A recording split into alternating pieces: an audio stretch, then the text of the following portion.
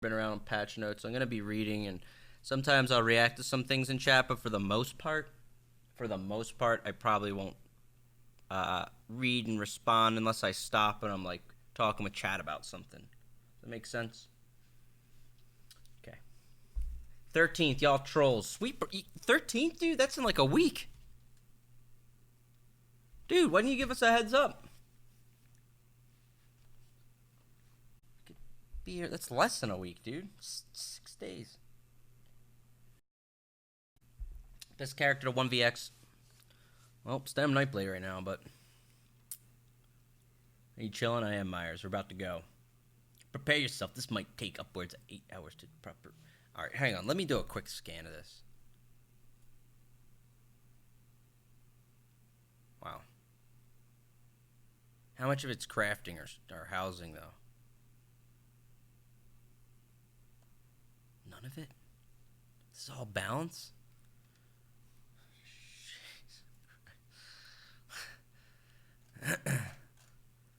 Wow. You son of a bitch. Son of a bitch. Alright, my first take on the upcoming patch notes is ZeniMax, take it easy. It's okay to break up those bounce changes from one patch to the next. That way, we can see how some of it impacts us. There's a lot of changes, this is, yeah. Alright. Here we go. Scalebreaker, DLC, PTS patch notes. Let's do it. For those that are surprised the patch notes Scalebreaker are already out, someone leaked the older ones. So Zoss decided to release the correct ones. That is correct. Yeah. Alright. So we'll take it from the top. I will try to skip through things that I can. This is a long patch notes. This is very long. So, alright, there's probably not much to skip in here. This is mostly all combat. Okay.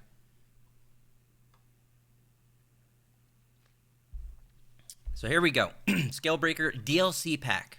So this is going to be one of the smaller DLCs. I already know that. 2 dungeons, monster sets, some other sets that come along with it. You know, one of those DLCs. That's usually what they do after a chapter release, anyway. So here we go. New dungeons. Moon Greyfane. We saw these on ESO Live a little. These are the 2 new dungeons. I'm not gonna dive into that really. One's in Northern Elsewhere. The other's in Grotwood. Same as always, normal, vet, hard modes. You can get a unique memento, a combat pet, non-combat pet, several titles, You son of a bitch. and unique housing items. Perfect. Okay, new item sets. We'll look at these. These could be good. These patch notes should be called Deal Breaker. Yes, everyone seems very polarized in reading these patch notes. I'm taking these on without having read them, just FYI. So, people are obviously up in arms because there's some real polarizing changes in here. Alright, we'll go over these sets real quick. Light set from 1 dungeon, crit, magicka crit, when you crit heal or crit damage a target. At this point, there's so many sets, it's like so hard to keep track of. It really is. When you crit heal or critically damage a target, spawn a ball of hemoglobin at their location. After 2 seconds, it explodes, restores 3470 magicka, applying minor vitality to you and your allies within 6 meters of the ball for 9 seconds, increasing their healing received. That's pretty damn good for healing. After 2 seconds, it explodes, restores magicka, and gives vitality to you and other people. So for that, you know, if you're balled up, that's really nice, actually. There's your orbs. Yes, people are complaining about orbs, it appears. That's pretty nice. All right, medium. This is a good healing set. That's one of those unique, strong healing sets that adds a lot of value to group. Medium, physical pen, crit, recovery. That's weird. For every bleed effect you have on an enemy, increase your weapon damage by 200 against them. Oh, wow. Bleed effect you have. I guess you could double dip with two-handed and dual-wield axes, huh? That's a lot of potential damage. Easy to get 400. Not that difficult to get 6. Has pen on it with crit and recovery. Conditions pretty easy to be met. It's a pretty interesting set. Having pen makes it pretty good. Alright, the heavy. Max health, healing taken, max health. Whenever you deal direct damage, gain a stack of resolve for 10. Each stack increases healing taken by 1% and your physical and spell resistance by 420. You can only have one stack of resolve every 1 second. You can have up to 8. So potential to have 8% healing taken and about 32 over there. Okay. What is this? Whenever you deal direct damage? Alright. Nothing crazy there. Whatever. But you should read the Templar class. Bro, we're going through this in order. Okay? Going through it in order. The Lair of whatever. Alright, here's their armor set. These ones I don't have too much opinions on. Like, unless I see something really weird and gross in these, which they've done less of, I'd say. But, you know, we'll see where these land. The reality is there's a lot of really strong sets in the game. Some that never get used so much until somebody releases some build with it. But, of all those, I think this one screams out the most. Although its PvP use is pretty limited. PvE, that's easy. Necessary? I don't know. Not really needed usually. Healing's so strong with CP. But this one is pretty easy and straightforward to use. It's almost like the same way you focus damage. Wait, for every bleed effect you have on an enemy. I wonder if this... Can this apply on multiple? Probably does. If you carved like 3 people, would you get that damage on 3 people? This two-handed's got better, especially with carve, but you know, nothing super crazy though. You know, your BG's about to start. All right, yeah, I'm gonna swap back in the game once that BG's starts. Don't worry. All right, the next light set: recovery, spell damage, max magicka. The nice 3-way balance there. Your light attacks apply eye Zen on enemies for 20 seconds. Enemies with the eye take additional 2% more for each dot you've placed on them, up to 10.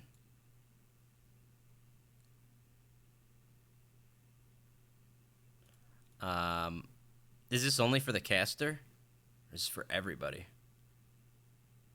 If this can like basically be that minor vulnerability for other players too, it's pretty nice. It's got nice stats. If it only applies for the caster, a couple classes that can make good use of that, but... Did you skip the monster set? Yes, I did. Yeah, for the last one. Alright. Weapon crit, spell crit. When you deal crit damage, restore 1k magic and stamina, whichever max is higher. You also gain 500 of the other resource. This effect can occur once every 5 seconds. Every 5 seconds... You can gain 500 of the other... Wait, whichever... So, whenever you deal crit damage, you'll get either 1k magicka or stamina, whichever's higher. You also gain 500 of the other. So you'll get 1k of one, 500 of the other, every 5 seconds. That's 1,500 resources every 5 seconds. Which is 300, which is really equivalent to like 600 regeneration.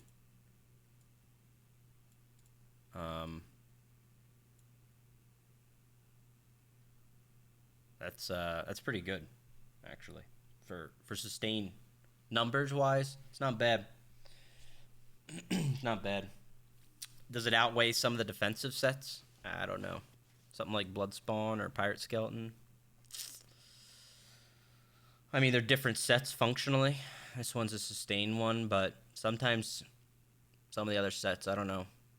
That's the thing, like Symphony of Blades was really good support set, but some of the other sets are just so good, it's hard to move past some of the other ones. You know? That's if it is a crit. Whenever you deal crit damage, restore that. Whichever's higher, you also gain that. Can it happen once every 5 seconds? Well, yeah, you get a crit every 5 seconds. Most people in their builds, especially if you're going to leverage a set like this, have at least one, like, they have a couple damage over times going. And usually at least one of them's potential for AoE. So, nothing outweighs Pirate Skeleton. Yeah, agreed. Right now, Pirate Skeleton's... If Pirate Skeleton's not nerfed in here, I would bet by the end of the PTS it is. And I don't think it's the only one. I think anything that... I'm not sure if ZeniMax understands how strong Major Protection is. And it doesn't just fall to armor sets and stuff. Like Warden's Isolt. If you have people, a group versus group, go against each other, one has Major Protection, the other does not. It's night and day. It's very strong. If they're not understanding how strong it is, they need to start understanding it's very strong.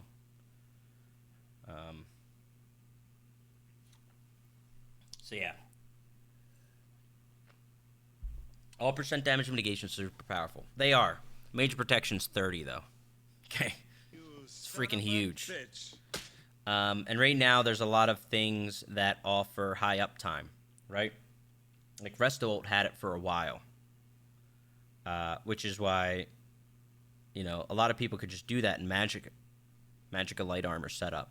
Just be like, I'm good. I have like Restolt back bar. I'll pop that thing and still be on offense while being tankier and invincible. And then they throw in like 2 light damage sets. And if they get nerfed, they complain. That's Magicka Sorks, though, for you, Omega Lol. So, we'll move on. Medium, weapon crit, max stam recovery. When you deal damage with a dot effect, you apply a stack of Blight Seed on your target for 5 seconds. At 20 stacks, a Blight Seed explodes, dealing 11.1 disease damage to the target and nearby enemies. An enemy that has reached 20 stacks cannot be infected with Blight Seeds for 2 seconds.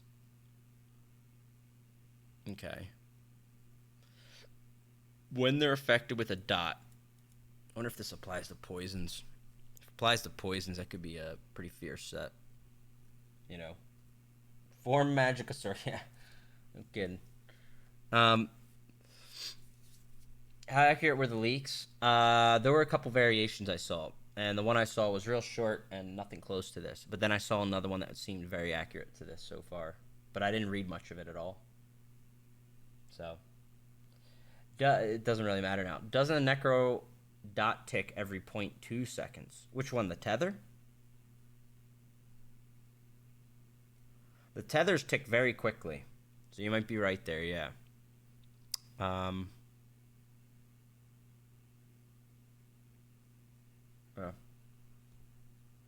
Tether got nerfed? Beautiful. Pirate Skeleton stacked with Swift and Wind Protection is insane. That's before CP through Wait. Pirate Skeleton stack with Swift?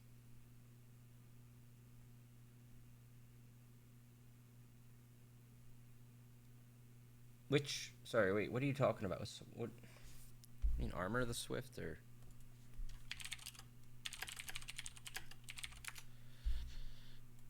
Buffer the Swift set, reduce damage. Oh, yeah, that one. Okay. Sorry. I'm thinking, I'm like stuck on Swift Jewelry, and I'm like, wait. Okay. Next up, we have Heavy. Dragon's Defilement. Max stam, max health. When you take damage from a melee attack, gain a corrupting aura for 5 seconds that applies Minor Fracture and Minor Breach to all enemies near you, lowering their physical and spell. This can happen every 5 seconds. So when you take damage from a melee attack, you get a corrupting aura for 5 seconds. That's pretty cool. I dig it. It's pretty cool. It's a good tanky set. Yeah, Buffer the Swift. Yeah, I know that one. Um, so yeah, nothing crazy there. Monster Mask. Again, I don't have too much comment on these. Like, I would try some of them out, like I always do. There's still some really good sets, and I just don't end up using them. It's so much damn equipment. And the reality is, there's certain things that control the meta. So even when you have some of these sets that are very attractive, maybe for a duel or something, that's not what you end up going with, because you might end up playing in an environment where you're, getting jumped by multiple people, or you're in group play, and some of these things start to not fit the bill. And anyway, Monster Mask. We have a 1-piece for max stam and a 2-piece when you bash an enemy, you spew out the cone of corruption, dealing 8k disease damage to enemies. This damage is increased by 5% for each negative effect to enemies, up to 150% additional damage. This can occur every 7 seconds. 7-second cooldown. Pretty decent damage. And it does an AoE. It's probably like a less stupid.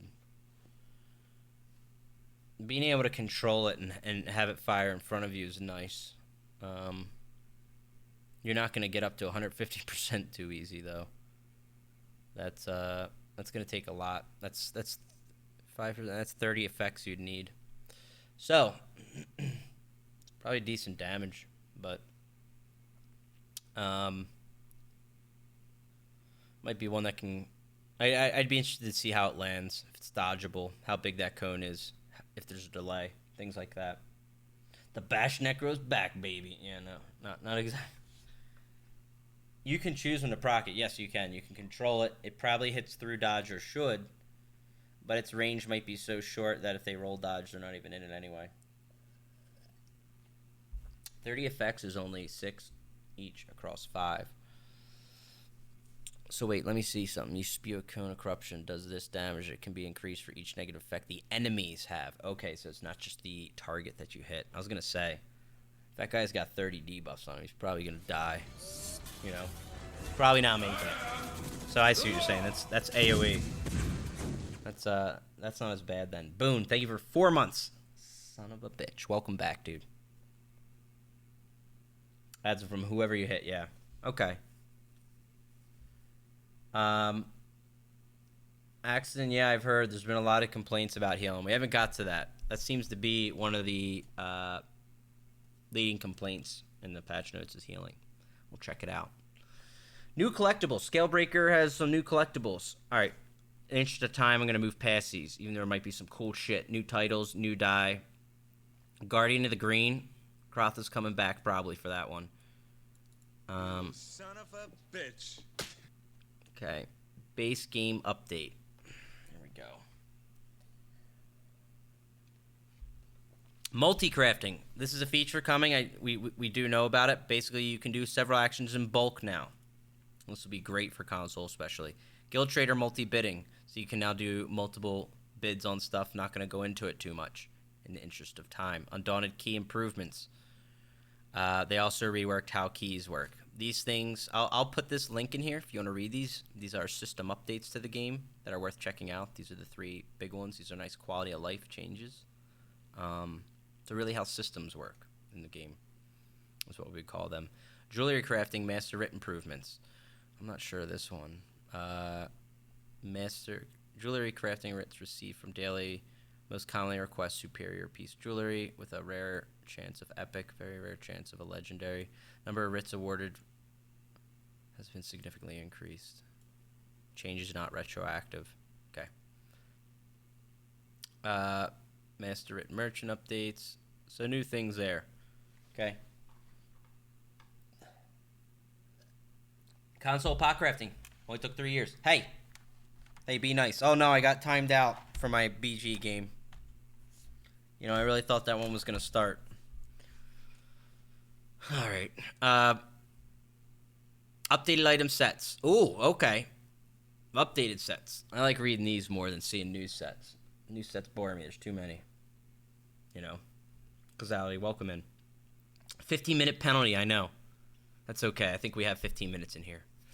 The Phoenix set. Old, when you died, you You looked like an idiot on the battlefield and became immune to all negative effects and healing for 3 seconds, only to be killed moments after these 3 seconds. Okay.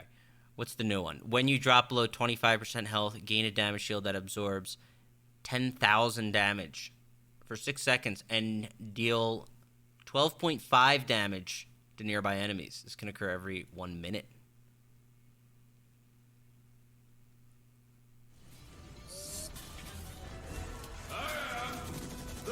The Law. Admiral Autumn, 3 months. Welcome back, dude. Leave the resub.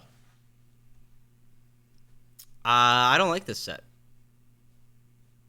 Seems like if you bombed a group and everybody had this, they'd be... It's like a reverse Vicious Death almost.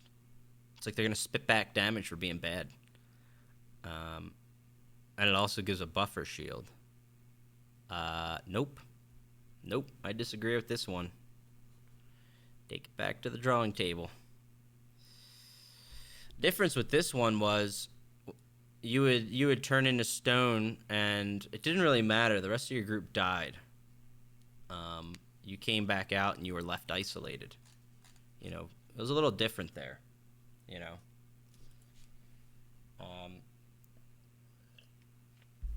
All AD will have this set. Yes, this is a great set if you run like an AD strategy where you just have 50 people together and you just want to charge forward and press one button on the keyboard. This is a pretty attractive set there. You know, I don't like it. If you think about its use application, it doesn't make sense really. You're saying it's going to do instant damage, instant 6k flame damage and AoE around you. Why? You know. So like I put on this set cuz I'm shit, dude. Like what's the application here is what I try to wonder. Like where do you think like this is really good for my build cuz I'm bad. Like I don't know because you don't control it, right? When you drop below 25% health, you get a big shield and you do damage in an AoE. Like it's okay to have sets where you drop low and you get some kind of defensive buffer / survival thing that kicks in. But then the return fire with AoE damage, significant too. It's a little weird. It's a Suicide Squad set. Yeah, it's a little weird. I don't think I like it. Spell symmetry spam. All right, I don't like this. This is dumb. Can you nuke your health with the Mage Guild? You can, yeah. Yeah, you could. Yeah, I don't like that one. I don't like anything like this. I've seen sets ideas like this proposed before, and I was against them then too. But those didn't make it live. Hopefully this won't either. This is not a good idea. Anyway, we'll move forward. Surprise mechanic. Wave Marshal. All right, we're gonna read the new. While your stamina is below 75%, your light attacks cause the enemy to take 10% additional damage for 4 seconds. This effect can occur every 6. So if your stamina is below 75%, the enemy takes 10% more damage from what? Everything? Your light attacks proc that effect then? If your stamina's below 75? Am I reading that right?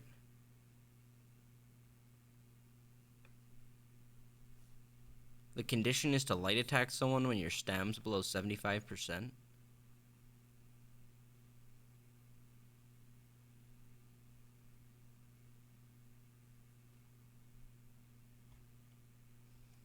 Okay.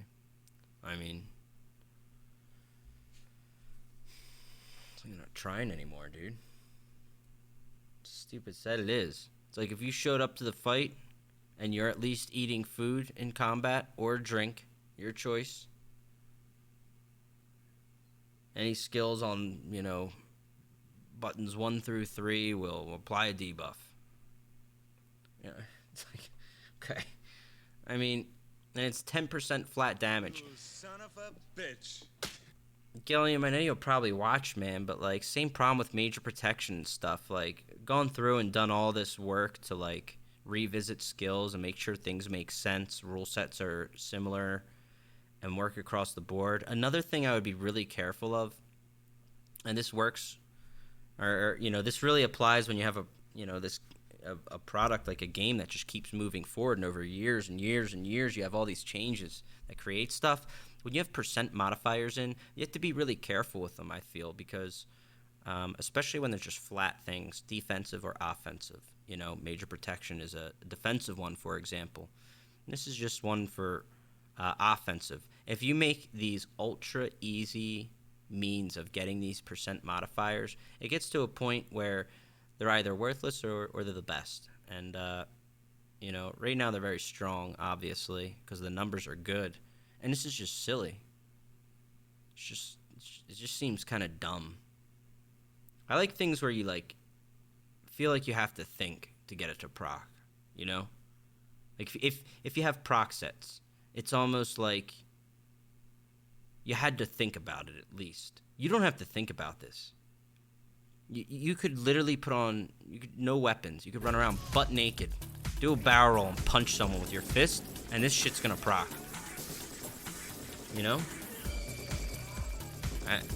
I think that's kind of weird. Yo, Mr. T, thank you for 31 months, dude. Welcome back, brother. Happy Sunday.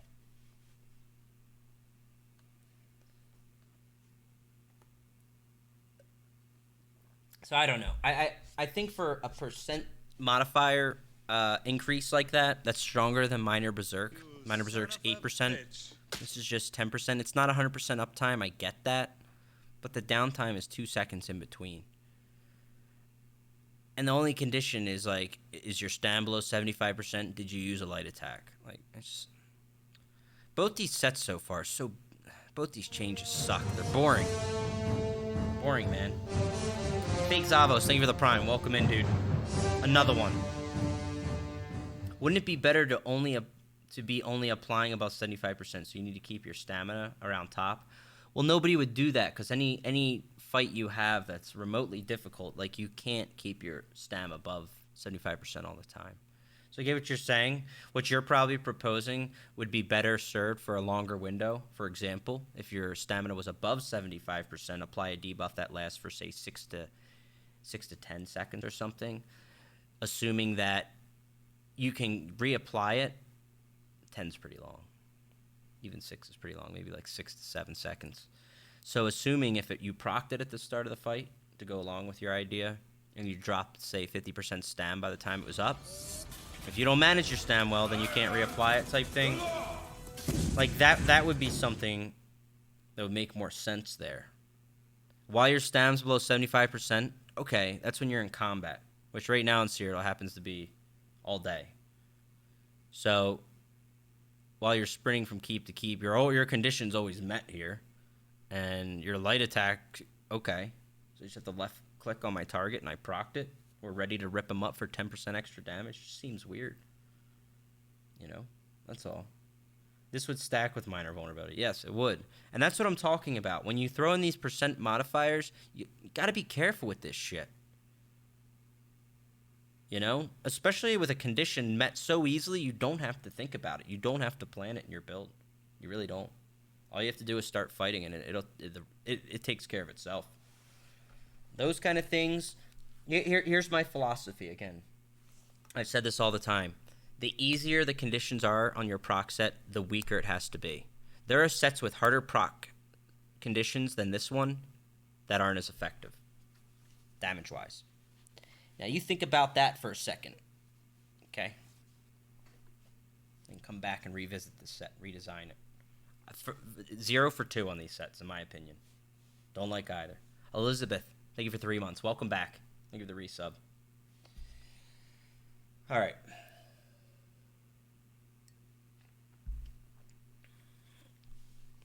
On to the next one. Elemental Succession. The new change. Whenever you deal Flame, Shock, or Frost, you gain 500 spell damage for that element for 4 seconds. This effect can occur every 8 per element. You can have multiple different elemental buffs active simultaneously. It can occur every 8 seconds per element. But you only get 500 spell damage for that element for 4.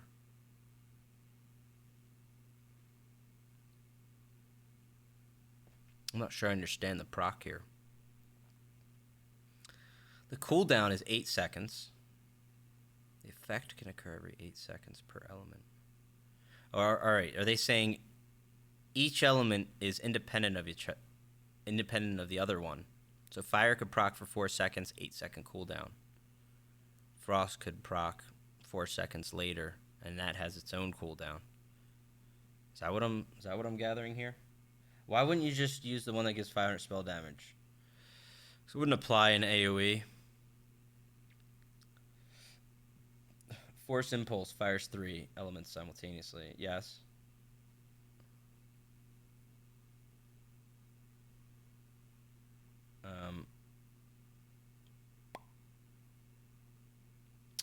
But it's not so important to say buff. Be like, ooh, my flame damage is up for my fire staff. Cool, I got shock on the back too, and that proc too for my non-existent shock skill on bar.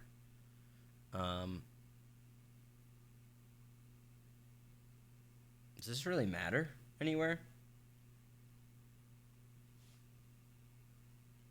Magic keys don't use frost. You haven't seen Vix be trolling in the BGs then, just slamming the ground with his wall of elements. It's the size of a goddamn football field, freezing everybody. Why didn't they just give it a flat 500 spell damage? I don't know. It's a little complicated. 4 seconds all seems too short to really play around with it. Yeah. You are so far away from the good stuff. Well, dude, I understand, okay? I mean, I'm going through, okay? Bear with me, please.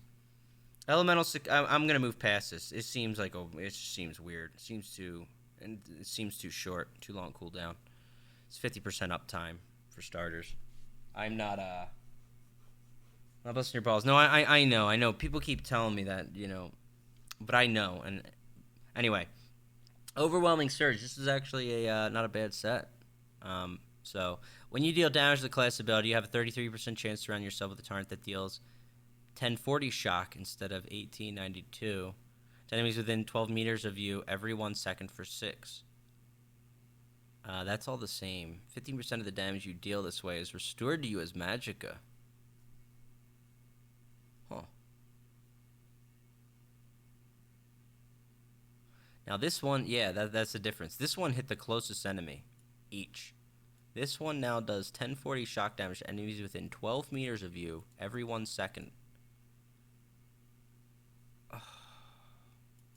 God damn it, dude. I don't feel they're like doing a good job with these sets. It's terrible. This is like a giant Grothdar. Like what?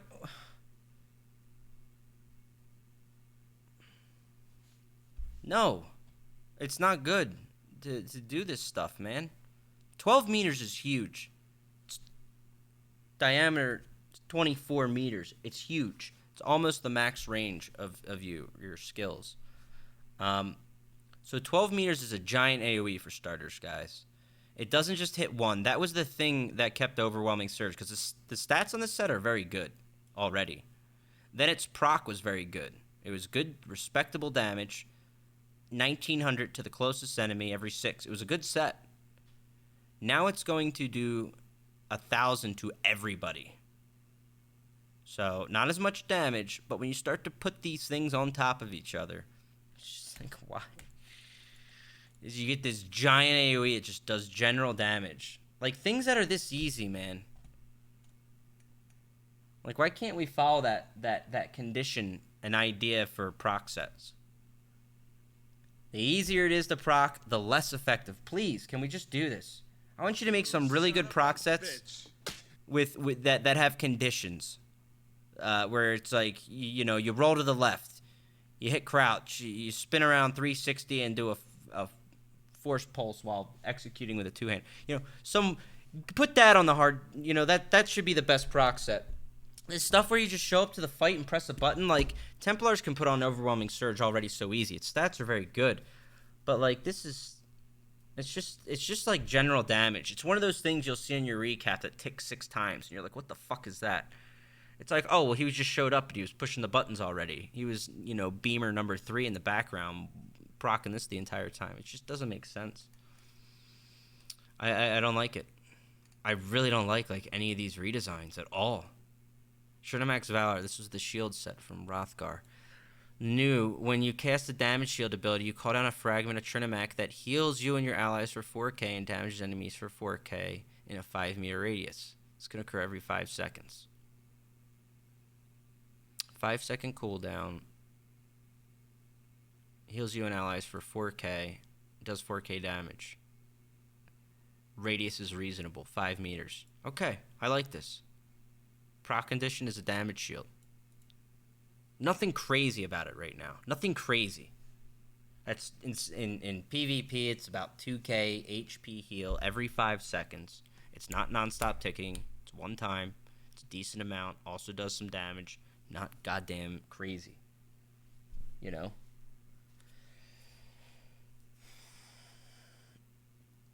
What do you think about the phrase, make everything overpowered so nothing's overpowered? Does that work in this game?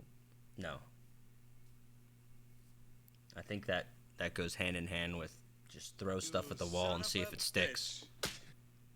I mean, there's ways to keep certain things in check, and you know, you can have 15 things that are overperforming, but 3 of them are far ahead of the others. That's generally how ESOs is. There's so many sets to keep control of. There's actually a lot of really good sets, but people usually go to like the top 30% or something of those overperforming sets, which, as far as I understand, were nerfed this patch, like Fury, 7th, and whatever. There's other really good sets out there, too. They don't function the same way as those. Those ones are good for CP and the way it works, being heavy armor right now. But there's other things you can put in there, too. That's why you make slight adjustments over time. Knock things until you see behavior change. Slowly, you just knock it down a bit. But yeah. Sench got shafted. That's a really good set. Did that get nerfed in here too? You son of a bitch. I guess we'll get to it.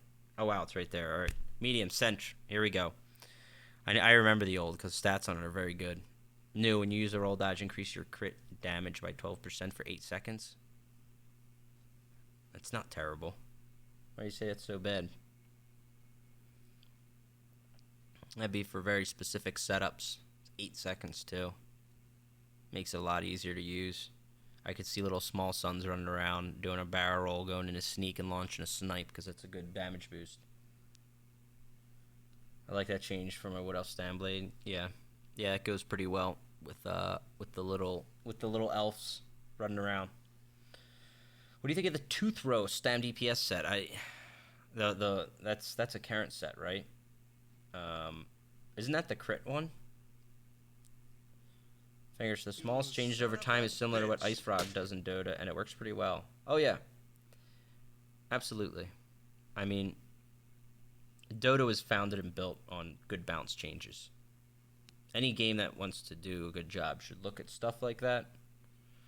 As much as people may freak out and be like, MOBAs are broken or whatever, like, their ability to make bounce changes is why they became a good game.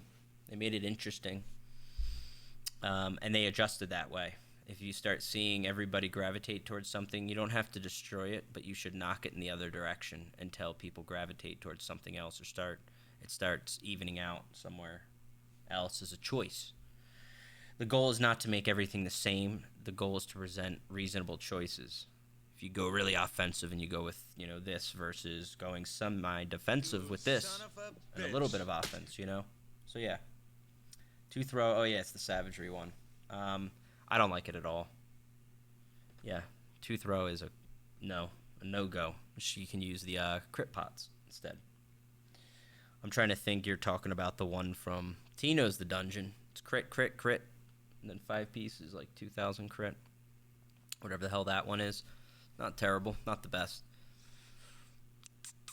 Keen's Kiss, here we go. New, when you deal direct damage while 12 meters or further from your target, you have a 15% chance to heal for 1,000 health and restore 1,000 stamina. Since it's no longer a melee-only proc condition, the set will also drop in bows and stabs. So when you deal direct damage while 12 meters or further, you have a 50% chance to heal. Only applies to direct damage. I'm not sure what skills this could possibly be OP on since it doesn't have a cooldown.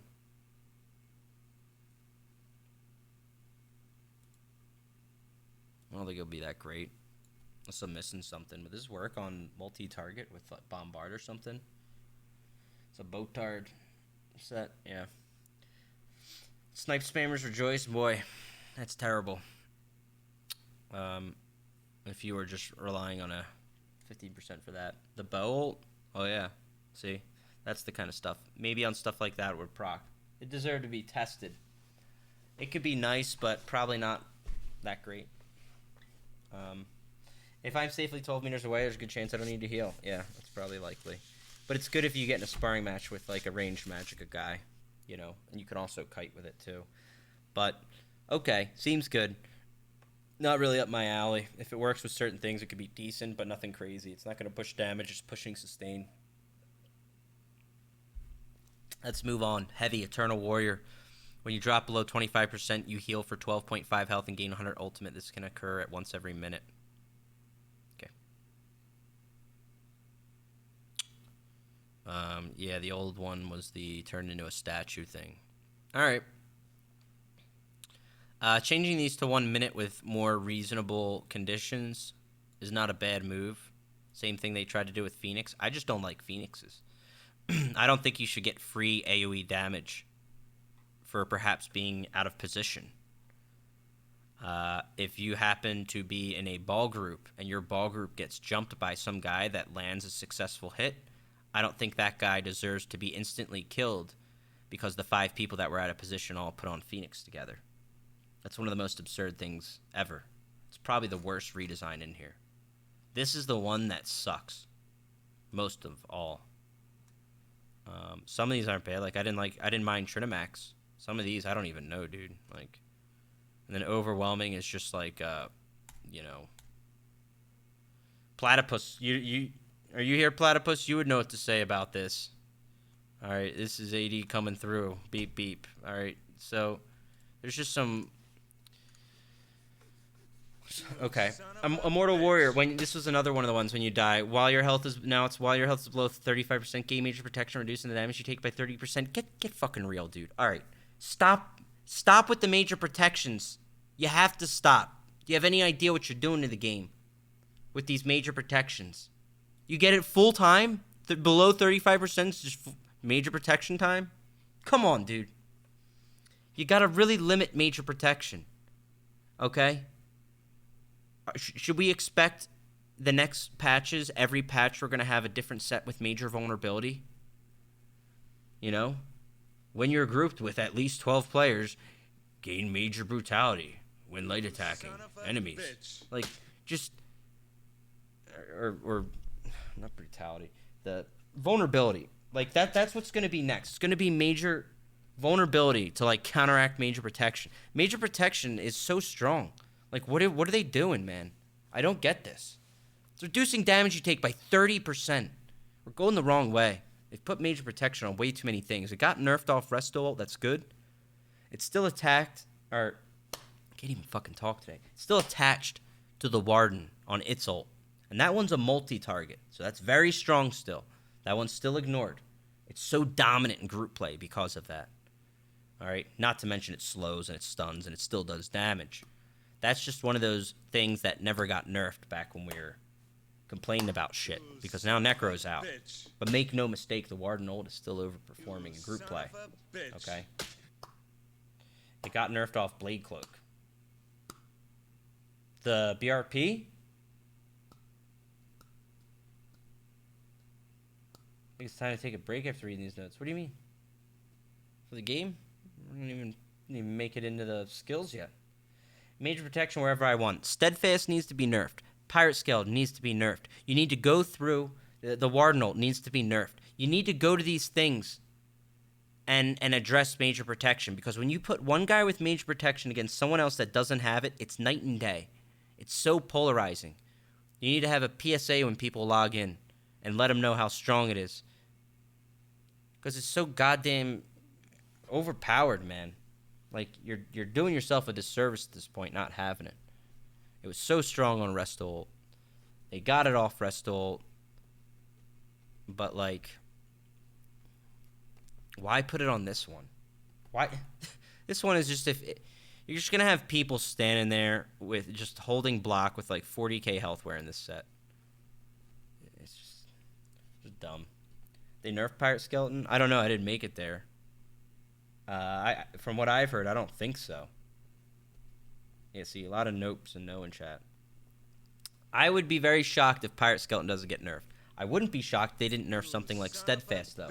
They need to go through and limit the uptime and ability to access major protection. It's okay to access it, but maybe put it in some things like... Put it in some Undaunted skills, for starters. Okay? Attach it to some synergies off of ults. Or very expensive ults. There has to be a cost to using this stuff. You have to think it out, because it's not right. Doing this and just blindly throwing in these percent modifiers here and there in different sets, and then some people are just getting absolutely destroyed in fights because they just don't know better. It's literally like that simple. They just don't know. If it was minor protection, would you think that's better? Yeah, I don't think it would be that great then, actually, because there's actually other sets that perform better.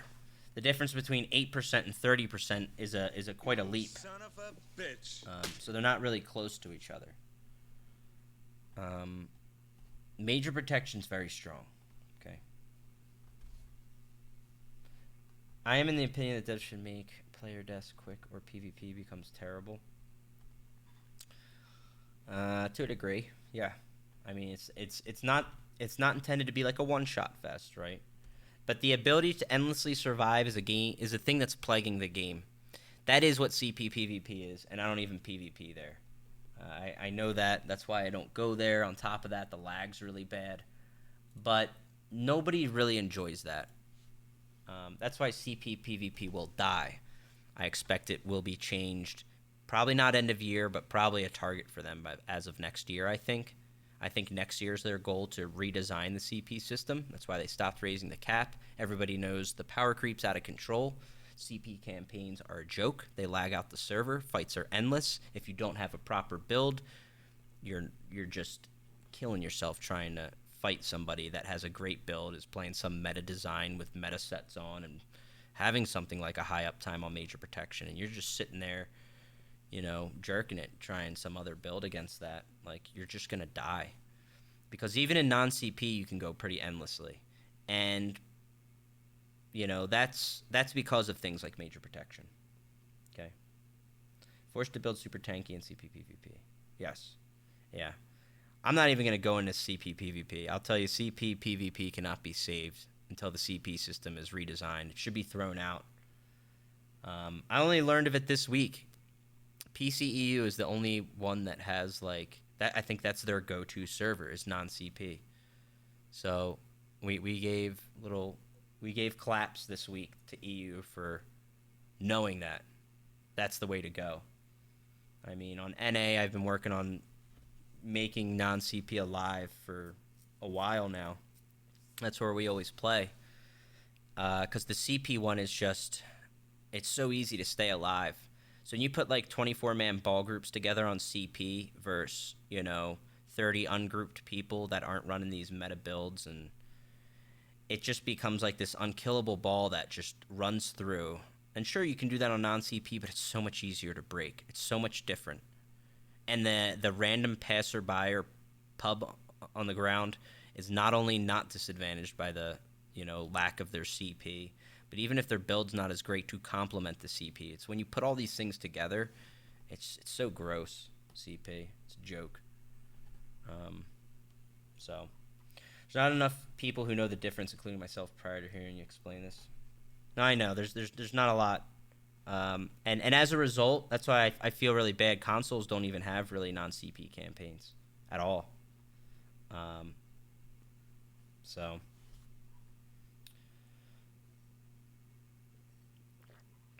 non-CP seems more zergy. I think all Cyrodiil PvP can be pretty zergy. That's not a cause of CP versus non, though. Non-CP, there are certain things that I mean, the fight and the way everything goes there is different. the meta of the gameplay, you could say, is different. But if you just try to run a straight ball group and non-CP, you're going to die. It can survive pretty well, but it can be countered more effectively. In CP, you can literally land perfect combo with a handful of people, and you just can't really get it done. There's so much ability to mitigate and stay alive and survive, and that's all part of what lags it out, too. Majority of PvP player base would choose CP. That's just a fact. A lot of people are going non-CP because CP is unplayable. That being said, CP still needs to be reworked. Yeah, a lot of those people do, and they jam in. They go, hey, that server's filled. That's where it's at. That's where it's popping. I'm going in there too. And then there's, the people that defend it, I don't even know. Yeah, but it'll get changed in time. But it's a bit of ways off, So anyway, Siege is non-CP powerful. Yeah, it's very powerful non-CP. But it's good to have Siege strong. The only thing I hate about Siege and non-CP is when you paint one spot with like 8 meat bags and they all tick at the same time when you run through it. I think that's dumb. I think Siege stacking should go away. So you can't just be like, all right, guys, put up 20 things and just shoot the floor there. It's like, all right, seems good. You just have to make a new hole. I don't think they should stack. You should get hit with one there. If you want to spread them out and paint the whole pathway, go for it. If you want to hit people that are running in together, time ballistas. Okay? Add at least an element of required communication on your siege. Not just blindly shoot a spot. Okay? Anybody can sit here and just be like, yeah, shoot the doorway, and now you're successfully defending the keep. Just because you're shooting a pile of shit at the doorway. There was lag before CP. There was, sure. Yeah, there's a whole lot of changes that have happened over the course of time, too. I'm not saying CP system is what lags the server. I'm saying it lends itself to that nonstop survival in those campaigns. And that doesn't do the server any favors. Okay? So, anywho. Let's keep going. We don't have to go deeper into that one right now, I think. 7th Legion, here we go. When you cast an ability that increases your physical or spell resist, you gain 350 weapon damage and 350 health recovery for 10 seconds. This can occur every 10. Wow, they completely reworked this set entirely. It's not bad. It's full uptime on it. Is it like it was before? No. It's not bad if all these things got nerfed too, because like 350 is not bad. For its uptime, you 100% control it. You can literally practice pre-fight, and that's pretty good for 350. Considering its other stats, I'm assuming they're mostly unchanged. They're not the best stats. It also has health recovery in one of its simple bonuses. So this set will ultimately give you a decent amount of health recovery. But it can be procced before you go in. For builds like what I made before, like my Supernaut builds, where I would, say, hit someone with poison injection and then crit rush in and try to do a lot of damage, a set like this is pretty nice. It gives that assisted health recovery in between when you're kiting. So, I don't think that's bad, TBH. That's my take, initially. Are those leaked? No, these are official. Okay. So not bad there. Veiled Heritance. This one was like 100% uptime for logging into the game. When you interrupt an enemy, you gain 500 weapon damage for 5 seconds. Well, no. Yeah, that one's not going to work. There's not enough ways to interrupt or things to interrupt in the game. Maybe if you're dueling a guy that you know is going to be spamming Dark Deal the whole fight, even then, it's like limited uptime. This is just a big no. If the game had more interrupting and that mattered more, that would be great. But there's not much casting in the game. There's not much interrupting. It's like you really have to look for it to interrupt somebody. To be like, that guy's hard casting a frag over there. Get him! And be like, I got Veiled Heritance. I got this one. I'm going in hot. Like, I don't really see that happening. If there was more means of interrupting and more casting in the game, that would be really cool. And that'd be a cool meta if you had gameplay like that. But that's not what it is. I mean, fuck, man. Right now, when you bash somebody and interrupt them, they're CC immune after that for, like, CC immunity duration. It's so dumb. I still don't get that shit. Kill a dude's pet. He starts recasting a pet. Bash him. He starts casting it immediately after, and now you can't bash him because he has CC immunity. It's like, okay. Wank squared. Doesn't make sense. Grothdar, thank you for 6 months. Welcome back, dude. Another one. Thank you for the resub. I literally just transmuted and golded out my veiled jewelry. Ask him for your money back, Scriblinks. Tell him this is, tell him Gilliam got you, and he got you good. Yeah, I wouldn't use this one. Dark deal counter only. Yeah, I mean, there's only a handful of things out there to really... 7th can be backbarred now. I know, that's what I'm saying. It is like a controlled alchemist type thing. It's not as extreme, but it's completely in your hands with no cooldown. I don't think it's bad. It's totally different than what it was. But it's not bad, and yes, it can be backbarred. That's correct. Okay. Ravager. The new. Each time you attempt to reduce target's physical and spell resistance, you gain a stack of Ravager for 5 seconds, increasing your weapon damage by 125. You can gain a stack every 1 second. At 4 stacks, duration doubles, but cannot be refreshed. So it can't be held for full uptime beyond its max. And it does a max of 500 at the end.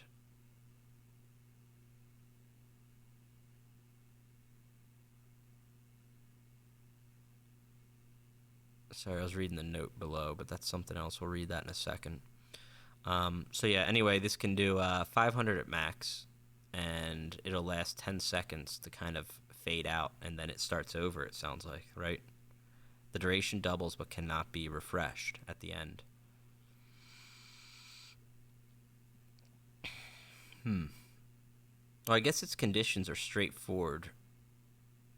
If you're reducing target's physical or spell pen, there's certain ways to do that very easily.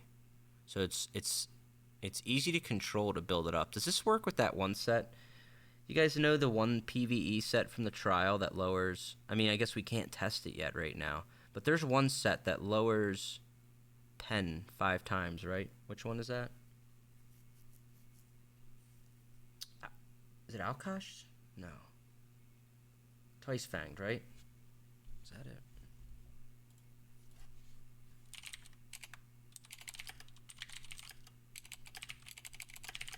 Twice Fanged set. Let's check it out. I think that's the one. Whenever you deal damage, your physical pen is increased by 860. Oh, that's increasing your physical pen, so that's not it. That's not going to work there. That's not going to fill the condition. The condition would be reducing it. The act of reducing it. Night Mothers? Yeah. Each time you attempt to reduce the targets. Oh, I wonder if one steel tornado hits 4 targets. Would that give you a full insta?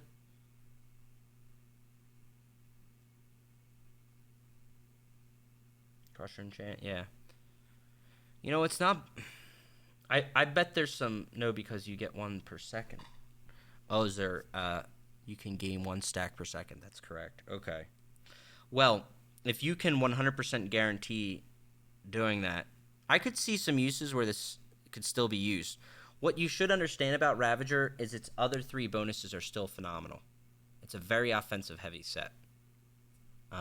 Even before you get to its 5-piece bonus. It still gives 500. If you can do that in 4 seconds, it's not the worst thing ever. It really isn't. It's much more reliable to do than, say, this. You're never going to make use of this. Throw out your Veiled Inheritance. This shit ain't happening, dude. Jesus Christ. Muncie Wolverine. Scare me for $1. Thanks for the info, mate. You got it, brother. Thank you for the $1. Veiled got the hammer. Fengrush, one of the new sets lowers resistances of everyone around you. That's true, yeah. Sword and Board will definitely use this. Yeah, for a Ransack Weave, that'd be beautiful, right? I see uses for the Ravager. You're still, at the end of the day, talking about 3 good bonuses beforehand and a 5-piece that can still last I'm sorry, that'll still give you 500 weapon damage at its end. It'll give you 500 raw weapon damage, and it will fade out at the end for 10 seconds, right? Yeah. For 10 seconds at the end still. That's beforehand. That gives you at least 4 seconds before that last 10 as you build up. If only Ransack Weave was still a thing. Did they nerf Ransack?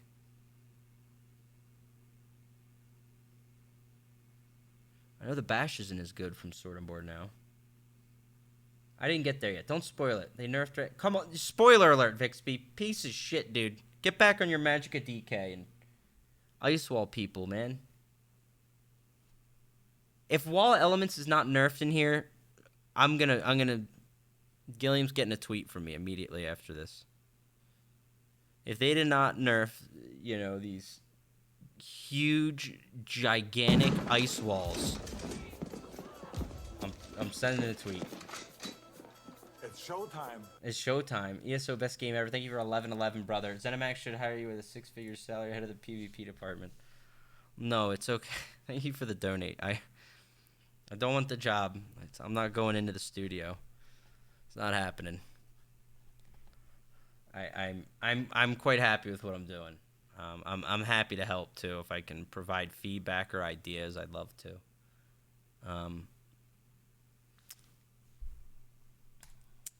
It's not as easy as it looks, either. I will say that it's not easy being a game dev either. They get a lot of shit. Believe me, if I was a developer, I'd get more shit than you guys have ever seen anybody get. But it would be awesome. Boy, I'd be nerfing those Magicka Sorks. They'd actually have to fucking wake up and work one day of their life in this game to get some shit done. Hell yeah, brother. We would get it going. There'd be no more easy street.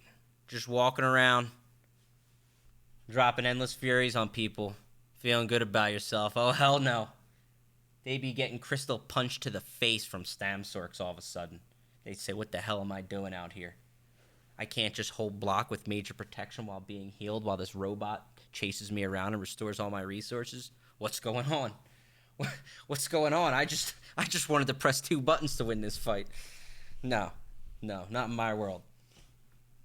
Cut my life into pieces. This is my last mag story. Yep. I need another beer, too. I usually don't take a break during the patch notes read, but I might because we got a long way to go, and I got no beer here. And I'm not going to ask Sky to get me one. That ain't right. I'm going to go grab one in a second. I'm going to stop probably in a second for a minute or so and BRB. Long 8 patch notes. You need the beer. I do. It's okay. We'll get it in a second. Note for Phoenix, Eternal Warrior, and Immortal Warrior. The self-resurrect sets caused issues where they underperformed in most cases and overperformed in very specific ones. We removed their self-resurrect mechanic, but kept the survival and defensive theme these sets offered, as well as greatly reducing their cooldowns. I appreciate this. I respect it all, and I think for the heavy armor sets, that was a good idea. I even think it was a good idea for the light armor one. However, with that said, the light armor one should not put out a 6.5 AoE damage thing for you getting killed. That is not a good idea, especially in AoE. Think about that. Apply that to PvP. Mass PvP. I mean, no offense, but I know a lot of the devs do not do mass PvP. Or if they do, I don't see them, and not that I'm tracking them. I'm just going to presume they don't, okay? I'm trying to be nice, but I don't think you guys understand. That's a very bad idea. We've been down this road before, okay? And it didn't work that time either. All right?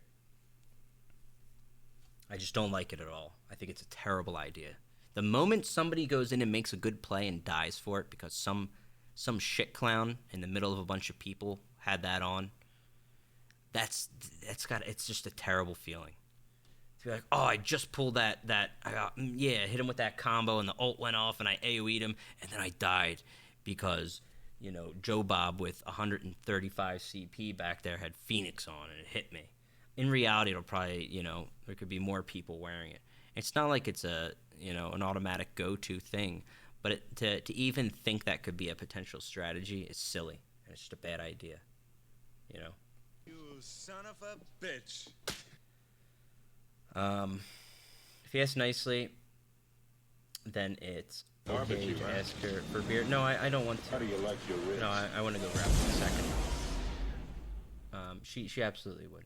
Nave, thank you for 100 bits. Happy Sunday, Fengrush. These patch notes make me sad. Hey, I'm not actually sad right now. Nave, thank you for 100 bits. I haven't made it that far, though. So far on the on a lot of these sets, I understand, and I don't think a lot of these are bad. If I'm not gonna go through all of them, but like I didn't like Veiled Inheritance. I think it's too conditional. I think it's made for a game that doesn't exist. There's not many skills to interrupt. A lot of the light armor sets I did not like. I did not like Surge. I did not like Phoenix. These ones I don't even know what's happening. This one's not bad. Like it's not all failure though. There's actually a good idea behind. Like I agree with everything said here. I just don't agree with Phoenix proc set condition. It'd be good to just say like I hate this and fuck it all. It's because it's easy to do. It's easy to see one or two things, pull them out, and focus on them. You know what? You didn't do it, did you? No, I was just actually gonna say like it's good for you to. Yeah. It's good for you to be able to get up and take a break. I know, no kidding. That's what I was saying. Be sitting here and then I'll be like forever. dead by the end. I'll be like, Right. I hate it. So as much as people want you to power through this. Yeah, no. I told them I'm gonna hold here. New houses. That's where we're gonna stop, and I'm gonna step away for a second. Yeah, you wanna. Briarheart greater than Ravager. Yeah. Yeah. Tell you. Okay. Stay hydrated. That's a major key. Since I'm posting this on YouTube and I don't have an editor, I'm just going to leave this running for a minute. I'll be right back real quick, guys. All right, give me 1 second. He's getting increasingly agitated. Yes, yes. That's it. I'll be right back. Give me a minute.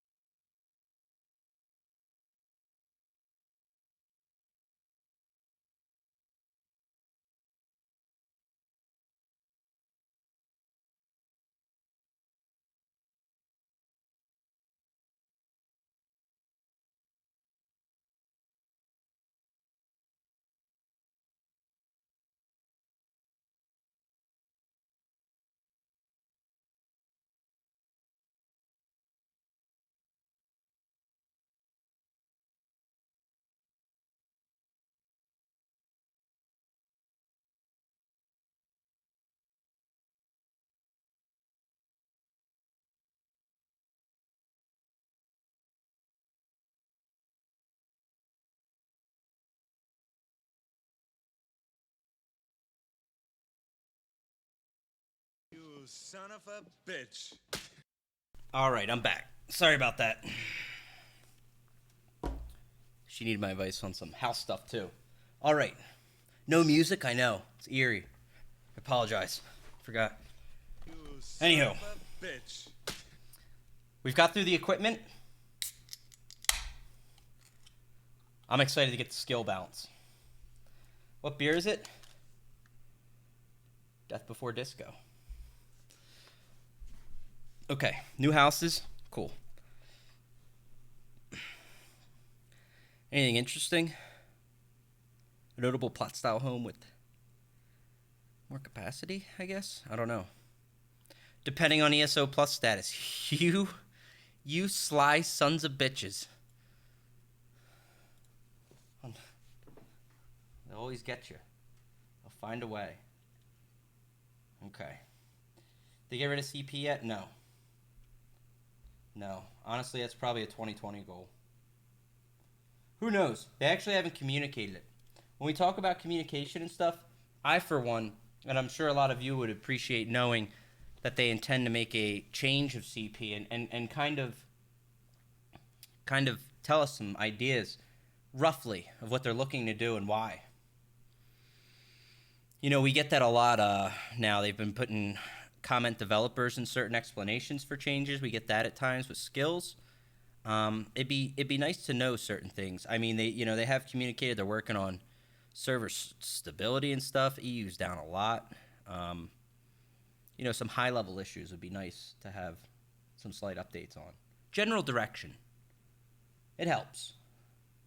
That's like free advice that just makes sense. I mean, but watch them make CP stronger. Yeah. Maybe they don't know themselves yet. I doubt that. I'm willing to bet they have a direction plan change for that already. I doubt that was pushed off. Because I'm willing to bet a lot of changes and thought processes will ultimately fuel whatever future goals are there. But maybe not. Who knows? I don't know. Headhunter, thank you for the T1. Welcome in. Brand new member. Bring him in. And Grandeur coming back in with a prime. Thank you, dude. Spread myself too thin, building other classes, and burn out, sorting/cleaning out inventory so I can play again. Players' reaction to passion is keep me entertained during the process. I hate inventory management. It's rough. It's the thing, man. There's so many sets. I can go farm a sets I like to, man. Managing them, whew, it's another thing. DD White, thank you for the prime. Welcome in. They should add more boxes to houses, but that's probably a capacity issue. Remember Fallout 76 had that capacity issue? They released the game and your box was tiny as hell. They're like, well, the game can't hold more. It's like, that sounds like a design flaw. Don't add more stuff if you can't make it reasonable. I think they see what's happened to WoW and they're like, holy fuck, let's avoid that, shall we? And all this course correction. I'm not exactly sure what you mean. I mean, every MMO grows and constantly adds content on top of old content, and things change over time. It's a normal life cycle of the game. It gets to the point where you look back and you're like, man, it was nice when things were so simple and fun, right? And sometimes what gets you to that part that's not as fun is just all those things compounded on. But I'm not sure what you mean by what they're looking to correct. I will tell you this. They've added so many things to ESO that make so much sense and have made the game so much better and have added a lot of value to it. A lot of the little systems over the last 2 years have done a lot for the game. From a PvP player perspective, the wants aren't that much. People want servers that work. They want a PvP experience that makes sense. You want battlegrounds with a queue system that works. These are all things they know and have communicated they want to fix. However, there's generally not... I don't know. It's hard to say without, you just have to assume why it hasn't been done. For example, the matchmaking system should have been done. This has been known about for like 2 years. Knowing how valuable that is to all the systems in the game, from Dungeon Finder to Battlegrounds matchmaking, you know, it's hard for me to say, you know, they're working on it. It's been a couple years, knowing that's an issue, and clearly it wasn't addressed then because it would have been solved by now. The Cyrodiil lag, whole nother story. I don't think there's enough server upgrades in the world they can do. I think Cyrodiil lag solved by another. I think that's solved by developers. I think they have to restructure their game, which, from what I understand, there's a lot of changes to healing later in the patch. That seems to be what people are complaining about. I'd like to get to that, and then I can share more info on that, because I've been talking about that for a while now, and I'm kind of wondering if some of the changes to healing are being made for some of the things I've been talking about endlessly. That is, when you have faction stacks in Cyrodiil and there's 60 people pushing the line, and there's 40 different people healing in an area, and you have all these heal over time AoEs going off, the game literally has to stop per heal per second of each caster and say, okay, there's currently 55 people in range of your 28 meter heal. Let me line them all up and sort through them. Okay, I found the 2 guys that are the lowest health. That's where your heal is going to land. And a second later, it does it again. Times 40 per second, both sides. It's absolutely insane. Because it seems like they hit some of the AoE heals. Those are some big issues. How do you change that? Changing the way the heals work? Sure, maybe. Not really entirely, though. A better way to code that would be just like limiting group size, which is something I've been just harping about for a long time. It's been my next battle since AoE caps, really. Dynamic ult gen, we can keep on wishing. It's never coming, apparently. They don't want good play to be rewarded there. However, if you restructured group size, I feel that could spare the server a lot of pain. That is to say your max group size is 12 and you can only AoE heal people in your group. Suddenly, the game doesn't have to look at 50 people in range of you every 1 second to see who should be healed. Instead, it's going to say, which 12 people in your group are in range? Those guys will get the heal. That's it. Simple. This also makes it so much less defensively advantageous. Because when you have 60 people pushing against 20, and 30 of those 60 people are firing off some level of healing, what those 20 people are up against is unbelievable. How are they supposed to fight? How are they supposed to cut through 30 people's healing per second? They really can't. You know? Then you throw this all on top of CP. Then you wonder why it's lagging out. You know? So, that's where I think things could change. You'd have to think about your group. You'd have to play with your group. You'd have to care. You wouldn't just be like, do we have 60 people? Woo! Let's just charge forward. Hell yeah. No, like, you're going to have to think it through. And if you lose key people from different groups, those groups start to peel apart and die, and they can't just rely and be like, oh, I'll run inside those 30 people over there. I'm good. I'll just get healed from them, you know? So, your camera's semi-off center. I know, it's terrible right now. I apologize. This is not a permanent location. I'm moving in like a month and a half. Camera angle sucks. My face gets cut off. I hate it. It's all good. We'll get through it. Stream will be better quality soon in that respect. So I apologize. Anyway, but yeah, that's that's an idea, right? That's a developer change. That is actually reshaping how PvP works, and it's beneficial not only to stop these faction stack mentalities. That would still happen. There's no reason those 60 people still wouldn't charge together, but they would not heal each other the same way. Because make no mistake, there's smart healing. There's no smart damage, though. Skylius, 29 months with the T-Tour. I like your cam. Thank you. You son of a You bitch. son of a bitch. Thank you, baby. Welcome back. Lady Skylius is upon us. Anything good in the patch notes? Sure, yeah, we're cutting through them right now. We're about to get the class. We're about to get the class stuff. I'm taking my time just talking through stuff. My sub has went through. I refreshed multiple times and still nothing. Are you serious? That's, are you on a browser? Try refreshing on a browser. Like on a desktop. Late Night Gamer with a full year. Keep up all the great content. Thank you, dude. Welcome back. Another one. Okay.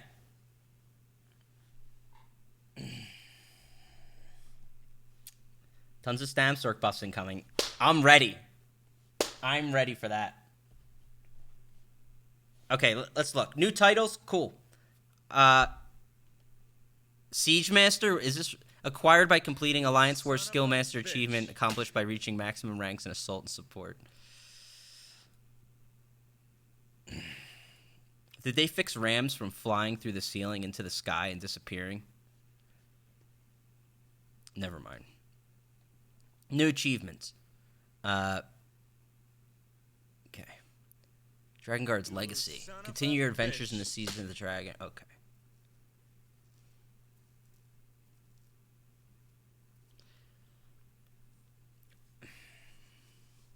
I know Mid-Year Mayhem was canceled too. Is there any way we can get the banner emote too, ZeniMax? I don't know. I think some of you guys watched the patch note stuff. We have a lot of PvPers from the stream and in my guild. We want to carry the banner. We want to... Here's another thing. We want to carry the banner in battle, baby. All right? We want to go to war and have the banner. All right? Do you remember the... Throw this one by Rich. You know, you guys put in the one mount. You can throw it over your shoulder, the little toy horse. All right. So you already have the animation. Your guy runs with it, right? Do that. Except make that animation. Just throw a flag on the back. Throw a DC banner. All right. All my orcs will carry the banner. Every one of them. They'll all buy it. Every one of them will throw the banner over their shoulder, and they will charge into combat, no mount speed, and they'll be screaming at the top of their lungs going to war, baby. Let's get it. Let's get it in there. Let's make it happen. Let's not just make it something we can't use in Cyrodiil. I want to be able to use it in Cyrodiil. If you give me something I can't use there, it makes me sad. All right. Karn with the T2 for 7 months, going for a year. Welcome back, brother. Thank you. All right. Banner for life. That's what I'm saying. All right? Mordor will use the banner. Oh, I know. Let's not forget, we can make PvP fun and exciting. All right? We can do it. It's possible.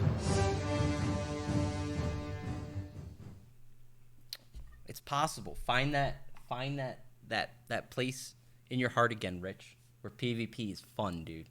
Let's do it. Flossby, thank you for the Prime. Welcome in. Brand new sub, baby. All right. That's why we always play the song "When You Grow Up, Your Heart Dies." All right. Because then you make the bucks and you just sail around in your yacht hitting golf balls. That's it. That's the dream. I still miss the torch. I know. I remember we get to raise the torch over bodies. You know. Anyway, just food for thought. Just throwing it out there. Let's keep moving. There's some Dragon Guard's Legacy. I'm going to skip it in the interest of time. It's something to do with the Season of the Dragon. I'm sure it's cool and exciting, and I'm not trying to downplay it. I just want to focus on bounce stuff and things of that nature. Skill lines for alternate characters. Fully completing a skill line on one character now unlocks the ability to purchase the achievement and skill line on other characters. Hell yeah, dude. Finally. I already did all the Sijic, man. This would have been great to release with Necro. That's just money lost. That's okay. You guys missed out. You'll still make a killing off it.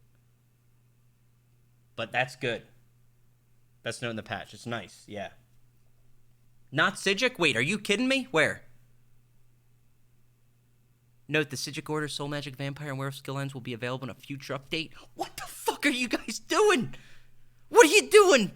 Are you kidding me? No one wants to listen to that stupid Australian guy talk to us. I disabled my sound across my account because I'm tired of hearing that guy. A future update? Are you kidding me, dude? Sijic's not the hardest, it's the most annoying. It's so annoying. Come on, dude. God, what a miss. It's nice, it's great. Alliance War, really? You're gonna let people buy Alliance War? Come on, man. Make them earn those caltrops. Put them in there for vigor. All right, we need bodies at war. Son of a bitch, dude. He's from New Zealand, not an Aussie. All right. I think I knew that. I love how you guys call him Aussies. He's not an Aussie, man. He's from New Zealand. Okay, fair enough. Would you pay $50K for that? How much does it cost? I don't know. It's whatever. Would I pay for Sigil Order, though? Yes, that's the answer. All right. All right. I don't like the Alliance War 2 one either. I know it's probably just because I'm a biased PvPer, and that's okay. I don't like the Undaunted one either, though. I personally feel Undaunted and Alliance War, people really hate the Undaunted one, but the Undaunted one's not bad. Man, it gets you guys out there, and it makes you make friends and get in there and do stuff. But if you just got to use the Dungeon Finder, I get it. I get it. Like, maybe if you have an opt-in where you're like, I just don't have friends, and you could... But, like, it's fun doing the dungeon stuff. It's fun doing the Alliance War, but whatever. Okay. Well, we'll move forward. Those are the twos I would exclude. Thieves Guild, Dark Brotherhood, Fighters Guild, Mages. Oh, you know... You son of a bitch. Whatever. If the Dungeon Finder actually worked, it wouldn't be so bad. All right, that's toxic. That's toxic, Rocket. I'm trying to keep it positive here. All right. All right. Long live the fake tanks. Yes. Always queue as a tank in Dungeon Finder. Major key. All right. Elsewhere and Necromancer. Here we go. You guys ready? You guys ready? Is Wide Peepo Happy not work? Is it work now? It's in there? Skylius put it in, guys. Can we get a Wide Peepo Happy at Skylius here? Gotta refresh probably, yeah. Did I miss the salt? What's up? No. No, we're just getting to the good stuff now. Now we're getting to the juicy stuff. I'm excited. Necro still hits 100K. Let's nerf Pet Circ and buff Snipe. I agree with all those things. Listen, they're completely unrelated too. All right, they're completely unrelated. You can't justify not nerfing Pet Circ because that's Magicka Circ mentality. All right, that's how we got here. We're like, can you nerf that? And then you have a 13-page forum thread going immediately from Magicka Circs. They all get together, and anybody that comes into the thread, they just start hitting that dude with insults, and then the thread gets locked, and they're just waiting for the next one. You know? We never get anywhere with that. Let's review healing. No, we're going top down. All right, here we go. The Magicka Circ Union, yes. Here's the Wide Peepos all over. Goddamn Peepo Town up in here. All right. Here we go. Necromancer, Gravelord, Blastbones. The Peepo. I see it now. I refreshed.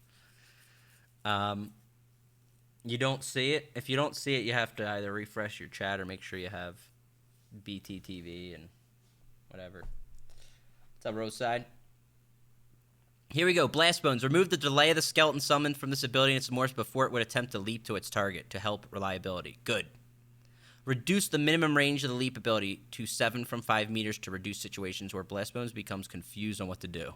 Yeah, causing it to stand still, pondering its own existence. Thank you, Gilliam. Thank you very much. Does it leap if it's in short range?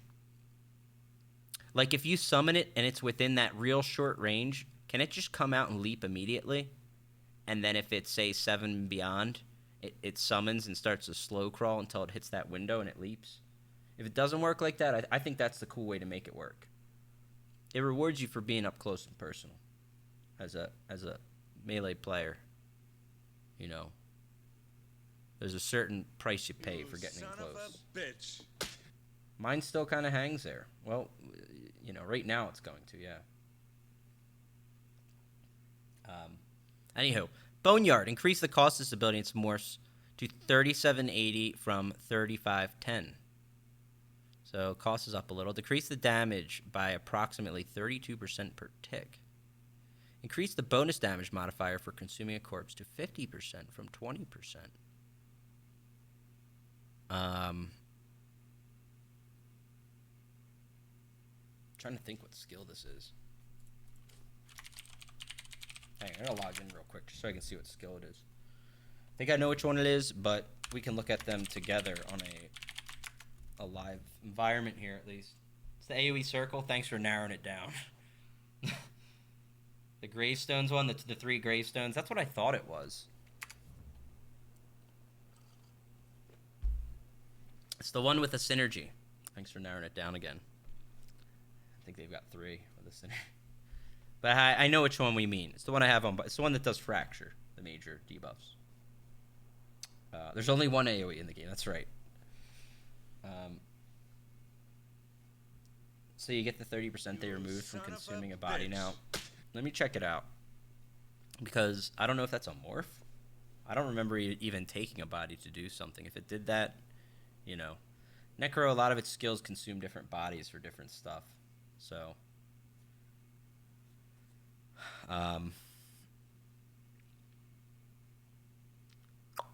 yeah.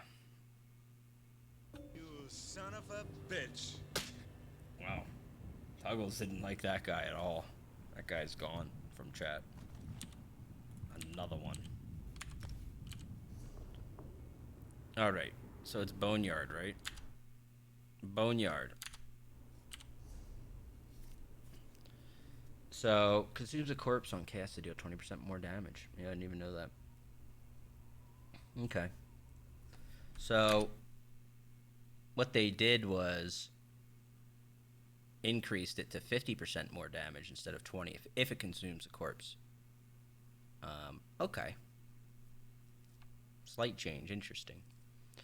Pestilent Colossus. Reduce the escalating damage bonus from each hit the morph deals. The total adjustment will result in approximately 5% damage reduction. Okay, so this is the ult. This is ground pound, as I like to call it, or the hammer, where the big dude comes out. This is a strong ult, obviously.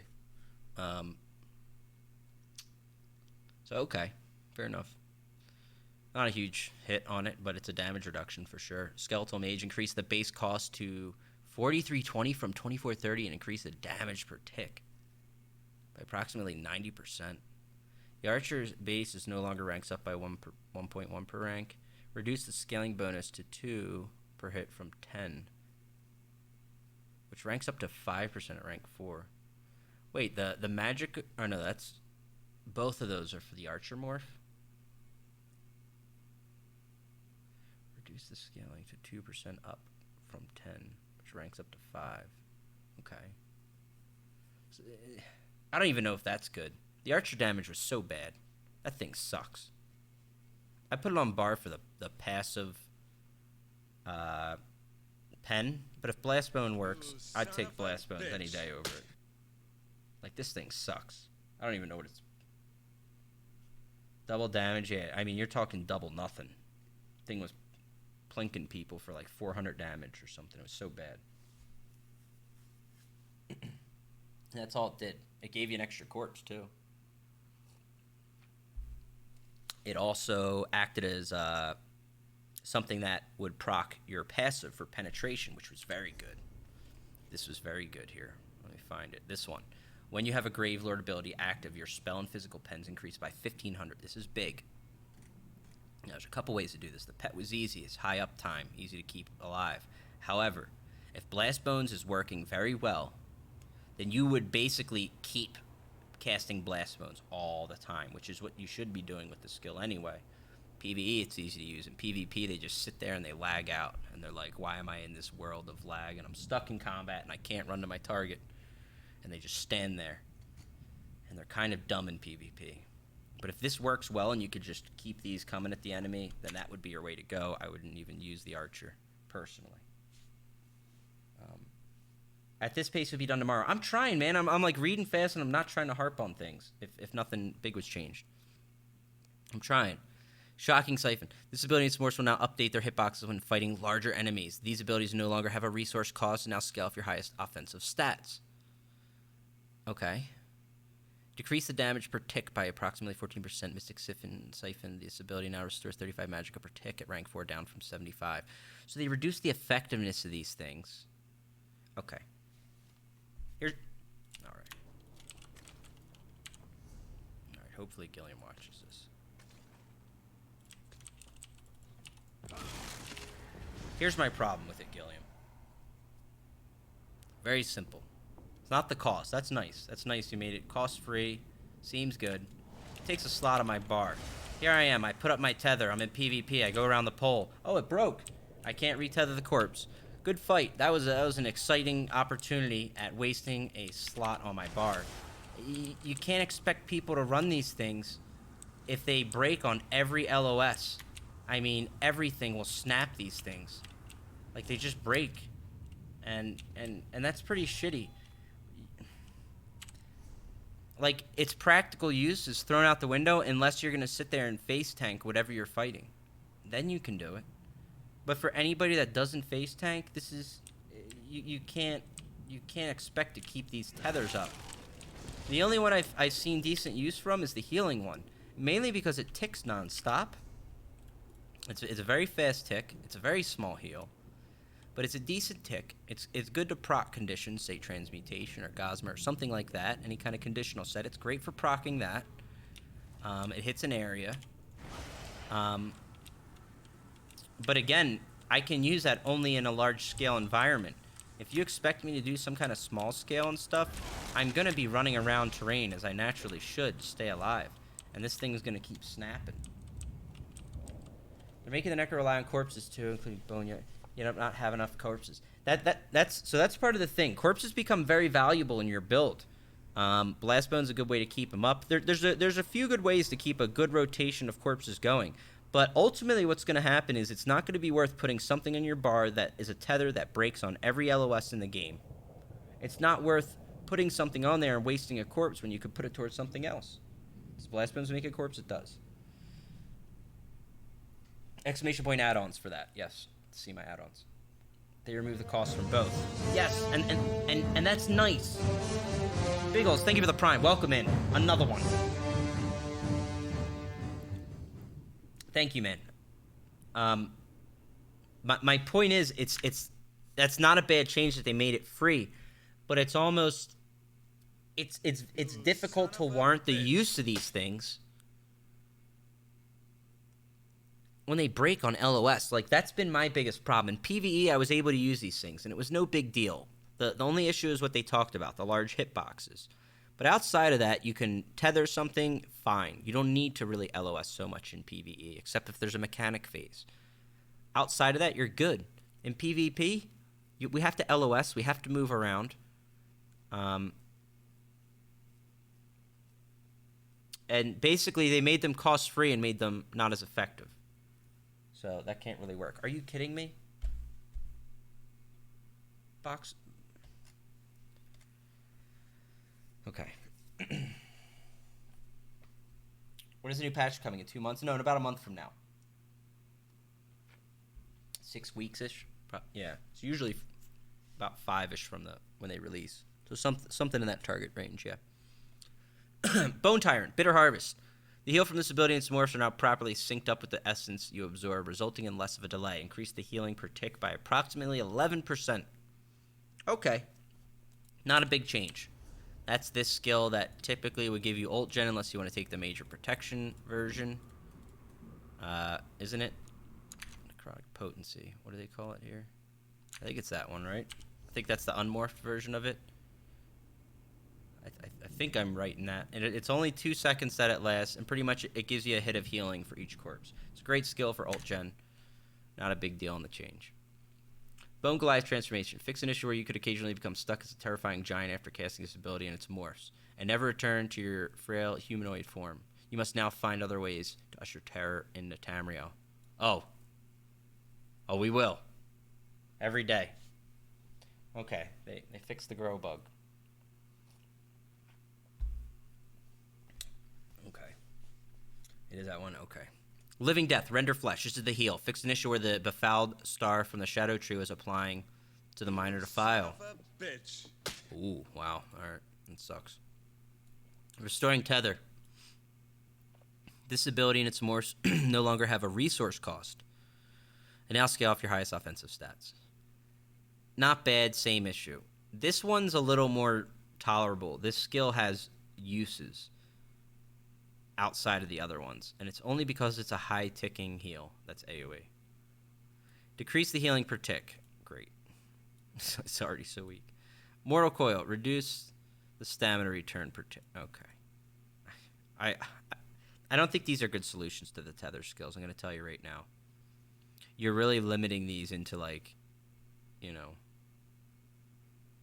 not a great place. Spirit Mender. Increase the cost of this ability and its morphs. Increase the healing per tick by approximately 90%. Intensive Mender. This morph now heals twice as much per tick rather than 3 times, since they upped it here. Reduces the duration in half, but also reduces the cost to half. Okay. Well, that's a nice buff if you're using the one I imagine a lot of people are using. This is the morph that didn't get touched. This thing will essentially heal for twice as much. So you can think of it as 4k every 2 seconds instead of 2, and it still gives you 10% mitigation. Very strong. Okay. Very slight changes to the Necro. Overall, Blastbone fix is good. The tethers, I think, really deserve an LOS rework. Whether, I don't know if they want to keep them from going through walls. I could understand why they don't want them going through walls, potentially. But if that's the case, maybe make them really short, high reward, and give them a cost back. I know that's a really dramatic swing from what they just did. They're basically saying, hey, listen, they're free. They don't cost anything to cast. Their effect is very limited, very slight. But hey, it's free. And it's like, cool. It can freely sit outside of my skill bar then, because some people are just not going to find a way to put it on there then. That's what's going to happen. The only one possibly would be the heal, and that's just a proc sets, in my opinion at least. Okay. Necro Healer's going to suck now? Why do you say that? Why do you say that? I've been playing Necro Healer, and I don't think it sucks.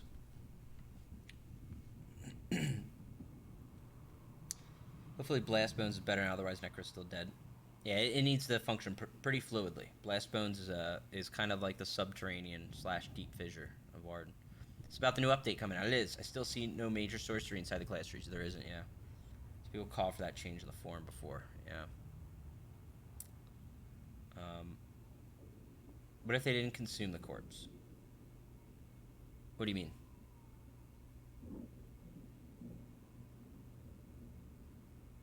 In PvE, healing, having the stem more slotted gives 3% extra damage, so yeah, it's going to stay.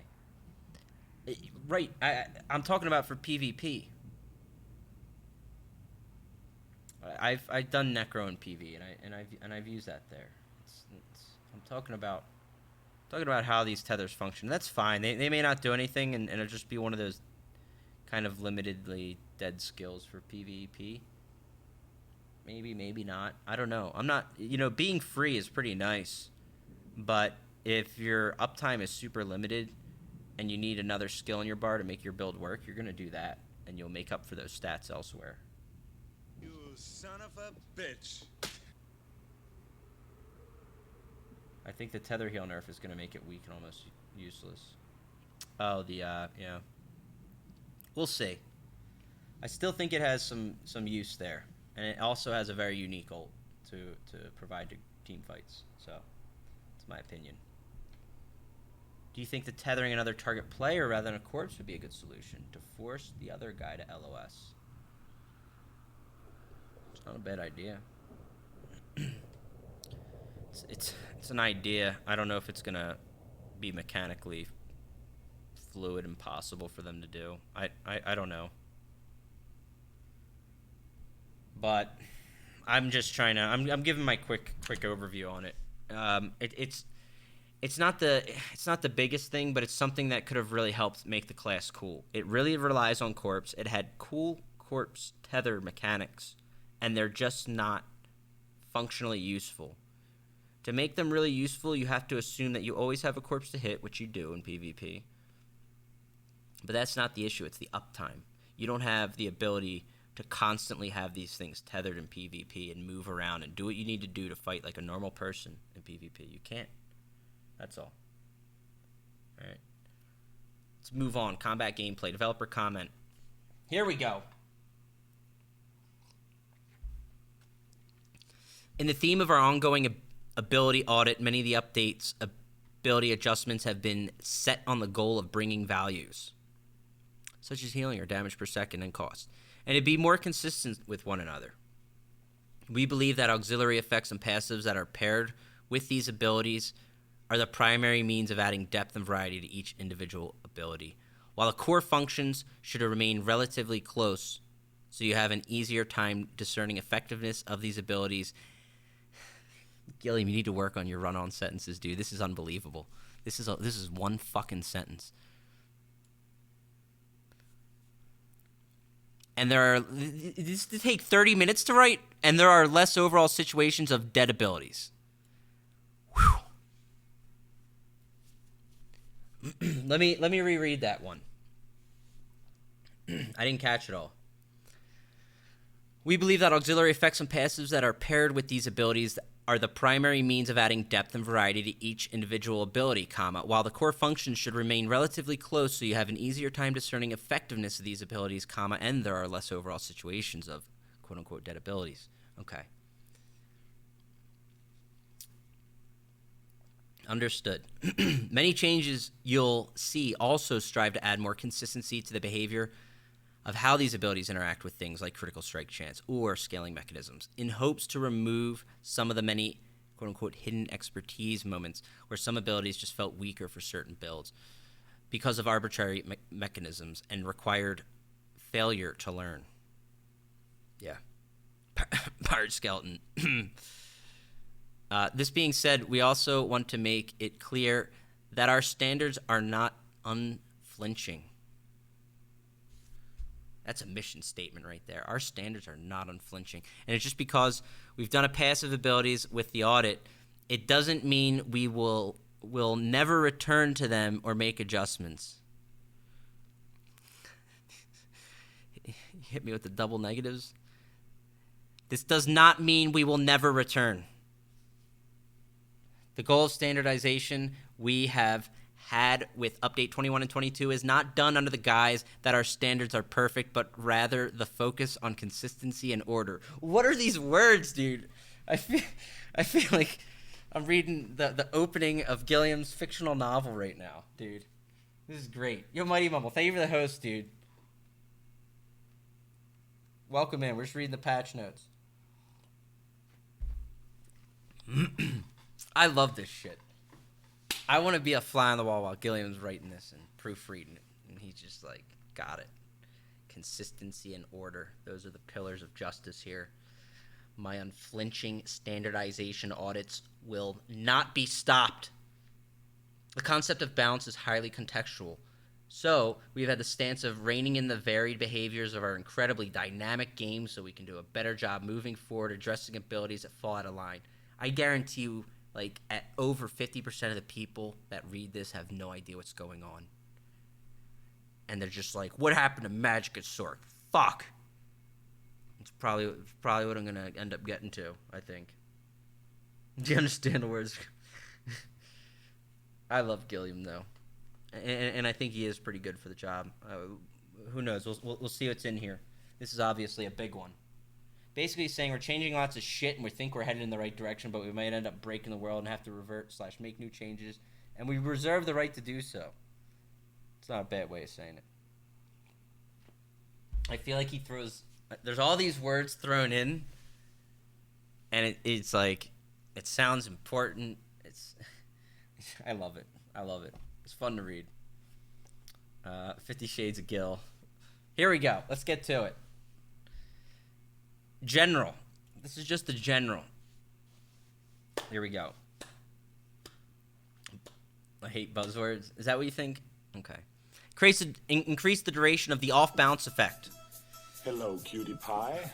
Shank, Gifted and Claster. One of us is in deep trouble. Claster, welcome in, brother. Shank, thank you, man. Another one added in. Increase the duration of the off-balance effect. on all of its player sources to 7 seconds from 5 seconds to improve the window it may be interacted with. Note, we're still investigating additional messaging improvements to help make it more obvious. Okay. They should have the player go like this.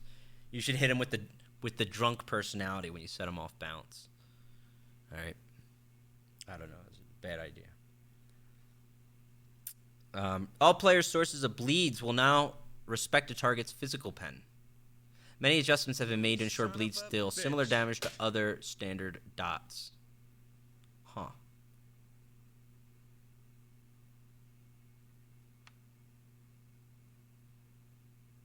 Alright, we'll test that out. Is that a true set buff, Fengrush? The off-balance one? No. Doesn't change anything. General Doughboy, 9 months. Did someone say General? Hell yeah, brother. Welcome back. Thank you for the resub. Bleeds are no longer oblivion damage, yeah. Yeah, I don't see how they could make that, like, to just be like they've been adjusted. What it means is they'll be mitigated better, you know. Look at the slide bar. Stop it. You shut your mouth, Magic Johnson. I will not look at the slide bar to see how far down we are. We're almost done. That's what I'm telling myself. We're almost there. We need bleed heals. Oh boy. Okay. Did I miss anything? No, not yet, Mighty Mumble. I don't think so. You will no longer become stuck sprinting if you manage to be accosted by a guard while sprinting, even though you are pretty terrified. By a guard, huh? Here's an idea. Let's update guards for the first time since 2014. Let's change those CCs so we don't get double CC'd. Just an idea. Just saying. Maybe revisit those buffs and debuffs they put out. That's all I'm saying. Okay. Ground targeted abilities will now be unqueued after weapon swapping. This should help reduce situations where you become stuck casting one of these abilities, such as Grand Healing or Lightning Splash or fucking Caltrops. Goddamn Caltrops. Alright. Fix numerous instances. That's a good one, if it works. Fix numerous instances where well-timed ability uses from charges, leaps, teleports, blinks, and pulls could allow you to bypass collision. You son of a bitch. Alright. Move my beer over here.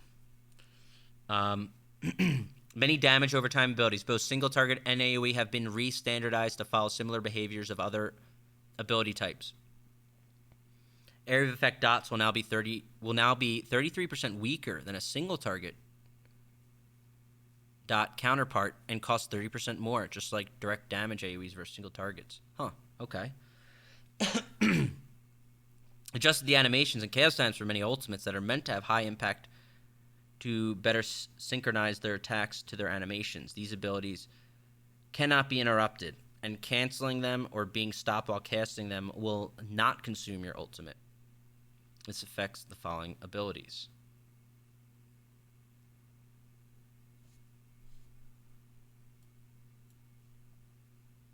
Okay. Well, that's glad they fixed those ones. All right. So whatever abilities that are supposed to be there are the ones they fixed, I guess. Missing notes? Okay. They took animation canceling from ults. That sounds to be what it is. Yeah. Some of them may be a little more sped up or whatever. Some may not. We'll see.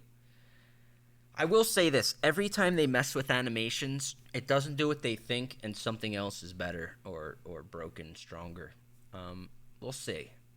I'd like to say, like, the words I'm reading are what happens. But a lot of times when we're talking about animations and synchronization, that's not the case. We'll see. We'll see. It was in a dev note. Oh, Outcast didn't put the dev note on here? Son of a bitch. Alright. Improve the responsiveness of leaving or CC breaking knock-up and knockback abilities. And increase the standard range of knockback to 8 from 6. Okay. You know what I liked about the knockback abilities? They're not universal. You want to talk about audit skillium? Some skills can knock me off a ledge and I take fall damage. Some don't. Some don't. They're actually really different how they are. What I would like, and I think any player here could tell you, any PvPer, we would like abilities that do knock people back, that do make positioning matter, where you could be somewhere and knock someone off and they take fall damage and die. Some skills still do it, some do not. And I think that's cool to have. You know, that was one of the things that sucked with Javelin. You guys got rid of the one Javelin, but the other morph still has it. But having skills like that are really cool. So, you know, that'd be a cool idea for like a sword and board ult, dude. Maybe you just friggin' do a cone slam and knock people back like the Volendrung, you know? But hey, I'm not a PvP dev or anything, but people like that kind of shit, dude. It's fun. Okay? Knock off people through the grate. Oh, those are the days. Gap closing through the grate. Whew. Those are the good days. Don't worry, they're gonna put in ladders. Just kidding, they're not putting in ladders. Fix numerous issues where AoE-based damage over time abilities were being considered direct damage in some circumstances. They will now always be treated as damage over time. This will also help their tooltips reference proper modifiers, such as the thumb. Okay. Pets will now properly gain the extra 5k health from Battle Spirit rather than having their max health increased by 5k, but not healing for the difference. Those fucking pets, dude. Y'all living on easy street magic Sorks. Can't wait till reality snaps back in for one patch before you guys get mega buffed.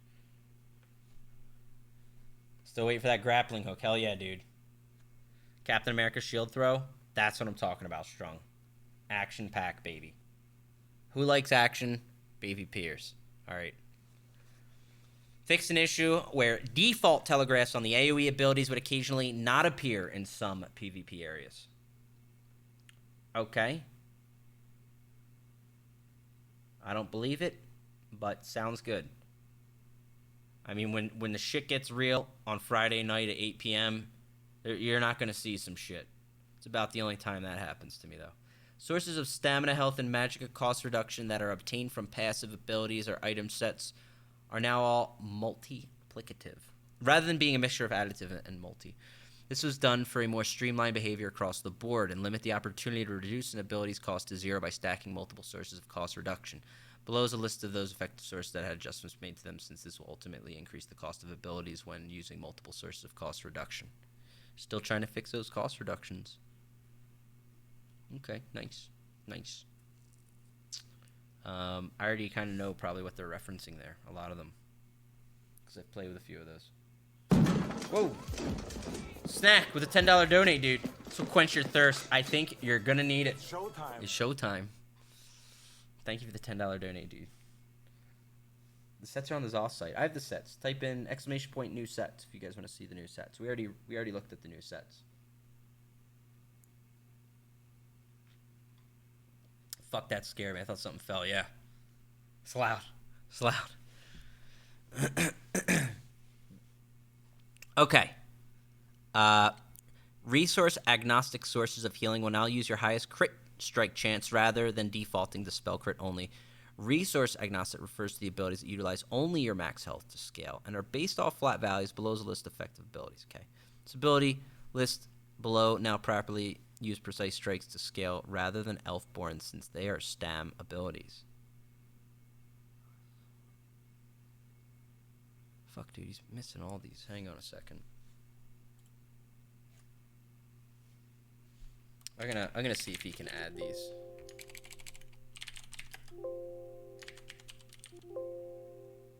What? Aren't these the patch notes? Oh, that's the live patch notes. There's one thing in there.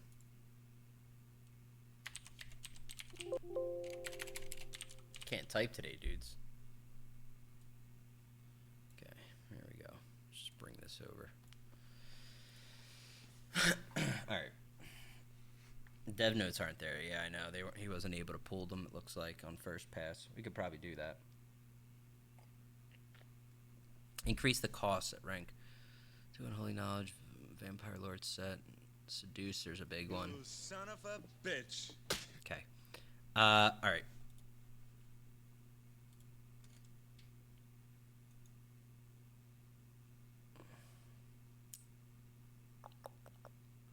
Damn, look at all those vampire or necro skills. All right. The ability to load precise strikes rather than Elfborn. Dark Exchange, you dirty bastards! I have 1 skill. Player sourced Oblivion damage now deals its damage based on the target's affected max health with a maximum damage threshold to prevent. I hate reading on this one though. After reading, this is so much friendlier to read. It's like an eye adjustment needed. We flip on dark mode. Thank God, Jesus. All right. Maximum bonus of health percentage each chance can do is 3.7 at legendary quality.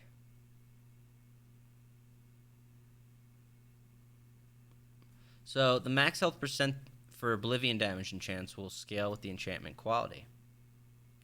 But their max damage will scale in the traditional sense where the damage is based on the enchantment's level and quality. The max damage it can deal is 4875. Slows, this now deals 3% of the target's max health per tick up to a maximum. The health percentage is now static while the max damage is based on your item's set average level and quality. Huh. Night Slayer, this can now proc on any target instead of only players. It continues to deal 8% of the target's max health with a fully charged heavy. The max damage dealt will scale based on the average item level set. What do they mean instead of only players? They mean pets, I guess? That's it? Well, Night Slayer is going to be the go-to PvE sets for second. Yeah, I was almost... You son of a bitch. Any PvE boss. Oh, I see, up to a maximum of 8. Yeah, right. Okay. It's more effective against tankier targets. Yeah, that's what they're designing for these Oblivions. And if I understand correctly, the bleeds too. More health, the more reward you get off using things like that. Oblivion damage has now been designed to fill the role of a Giant Slayer in order to help balance its purpose. Why didn't they just put Permablocker in there? We also want Oblivion damage to have a role in PvE where it can be used as a baseline for overperforming other forms of damage that require heavy investment and optimize their impact. I don't know anyone else in the world that talks like this. A baseline without overperforming other forms of damage that require heavy investment to optimize their impact. Who's ready to optimize their impact? I like to optimize my impact in the bedroom. I like to overperform with a baseline in there. You know, rockets, you know what I'm talking about, bro. It's the language of law, yeah. Crazy. Consulting speak, I know it well, yes. Gotta love it. All right, let's keep moving. These are kind of boring changes so far. Fix an issue causing some players to not be visible to fellow group members. Who cares, right? I don't need to see him. Just keep him moving, baby. Lagging out anyway. Who cares? As long as I can get out of combat. You know what I'm saying? You son of a bitch. Buffs and debuffs. Major heroism. Fix an issue where some sources of major heroism would stack with another one, including Hanu's with the Last Stand passive. CP. Unbelievable. Minor lifesteal. The heal from this bonus will now use the activator's highest crit strike chance, rather than only spell crit. Got us again, guys. So it always defaults to magic. This game was built on magic.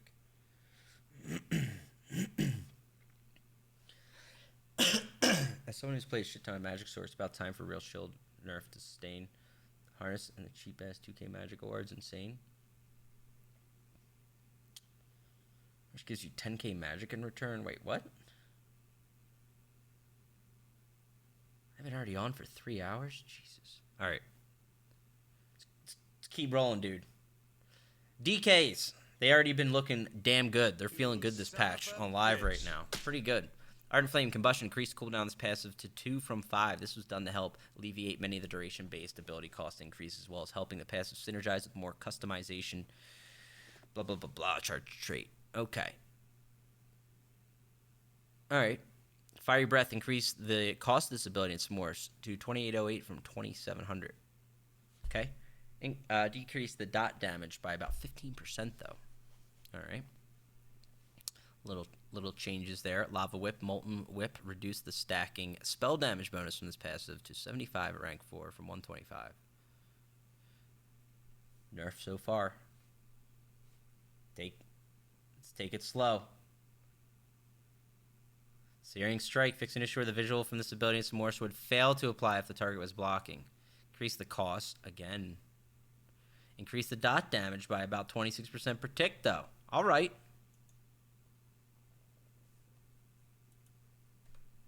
Earthen Heart. What do you... Ascari, how do you feel so far? The Magic EK nerfs were funny since legit this previous update, they buffed those skills to make them competitive and then nerfed them back down. They're just trying to find that happy medium.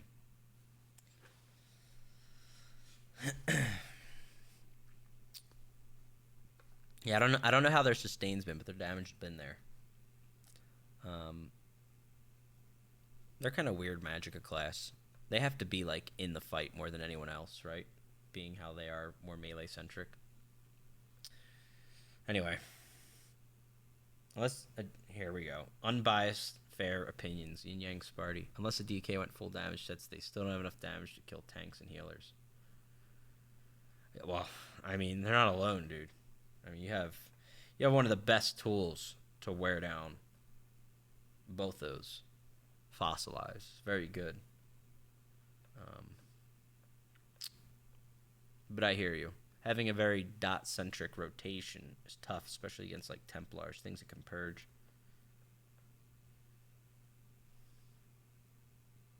Earthenheart, Ash Cloud, decrease the healing ability in some morphs by approximately 30%, increase the cost of all morphs. Dude, how, man, this is like sustain hits across the board. Cinderstorm morph.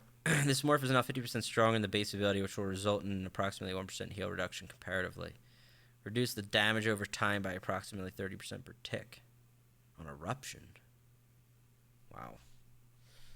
Petrify increased the cost again. Damn, 4K from 2970. This ability no longer ranks up in cost reduction, but instead ranks up in 1.1 damage per rank. Reduce the range of this ability to 7 from 8.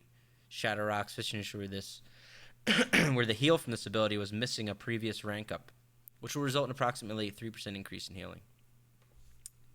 Okay. Good luck sustaining out there, brothers.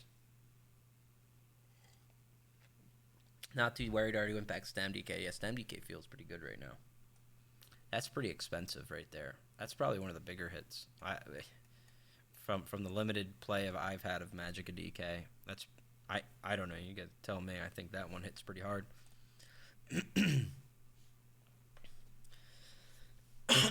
Sorry.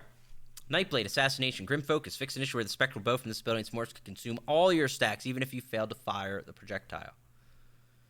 Okay. Reduce the amount of mitigation the stacking bonus to 2 from 3%, which means it maxed out at 10 instead of 15%.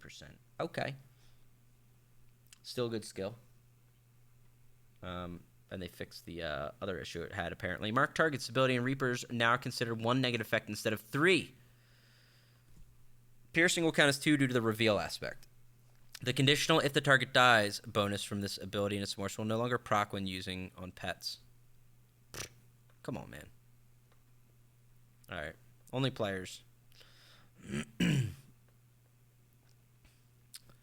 That's a shame. Teleport Strike. Lotus Fan. Decrease the damage per tick of the dot by approximately 22%. Fix an issue where the final tick was not being affected by minor vulnerability. Okay. Okay. Well, that's kind of minor. How are people playing? How are people saying Magic is dead just because of that change? I think it's not dead. It's not dead old just, yeah. I mean, it's not. It's just, those are little hits at it. They're little hits. That's all. Overall review for the DKs, they didn't change much there.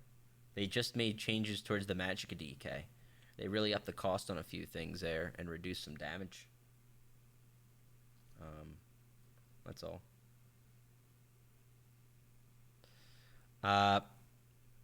Okay. Shadow, concealed weapon. Fix an issue where the casting this ability at crouch would apply the stun to your target, but not animate the stun. Path of Darkness. Twisting Path. Decrease the damage per tick on this ability by approximately 14%. Refreshing.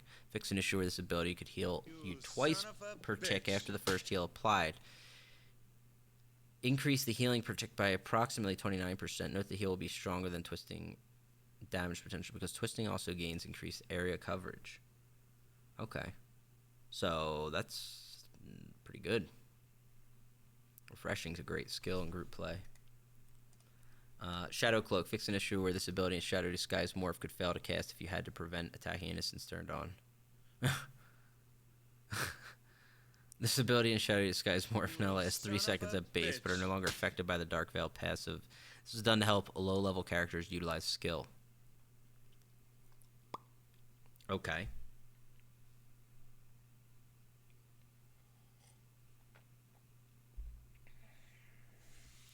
Why don't you make a petition that have them make you a new... I don't want to be a PvP dev. I already said that. I'm happy to give feedback and pitch ideas. That's not what I want to do. That's not my life goal, honestly.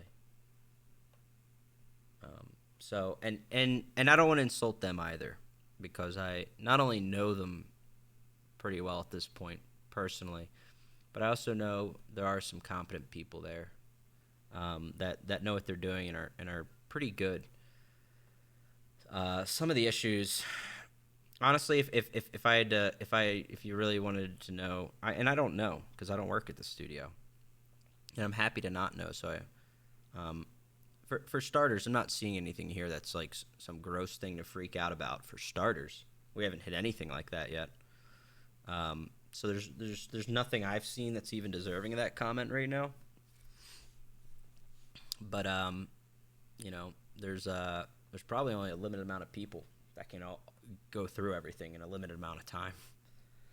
You know, but that's you're gonna see that issue in any game you go to, dude. I've talked about this for the past month on my stream.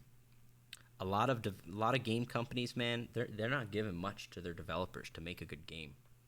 They give most of their funding to advertise and make microtransactions. Unfortunately, that's the way of the world right now, dude. That's why the gaming market's thin as fuck. Okay? So try to bear that in mind too. There's a lot of developers and a lot of different games that would love to do certain things, and they just can't. You know, because they work for some shit ass company that needs to make a certain amount of money, so the game doesn't go under and get shut down. Okay. What problems the devs don't play the games? Not entirely. No. Part of it is what I just said. Now, in some cases, they may lack the experience in certain places in the game that they don't play, and that can absolutely be the case. I think PvP is one of them. I know Gilliam PvPs, but I think there's a limited representation there. And what's much more relevant is there is a limited interest to make PvP better, because it's not really something seen that makes money, unfortunately, even though it could be.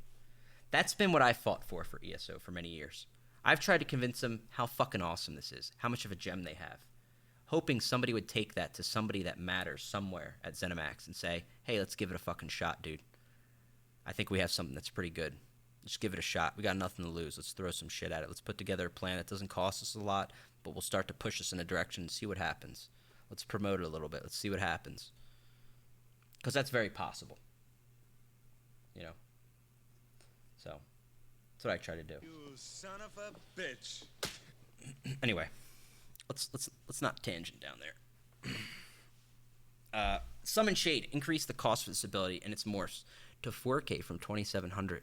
Boy, does it work now at least.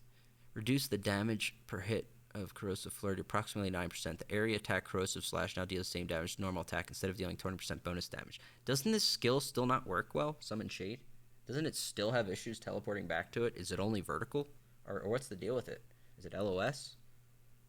Shade hasn't worked right in ages. No, I know. I remember testing it recently. I played the Nightblade Brawler, and I tried it on there, and it wasn't working at times. Expect corporate to go for the long-term profit instead of short-term cashing in. I mean, you're not wrong. That's why there's a lot of idiots in the gaming world, dude. Top down. Doesn't matter where they're at. Just a lot of idiots in the gaming industry. I've played a couple games since I've been a streamer that had potential and totally fucking bottomed out. SOS is a great example.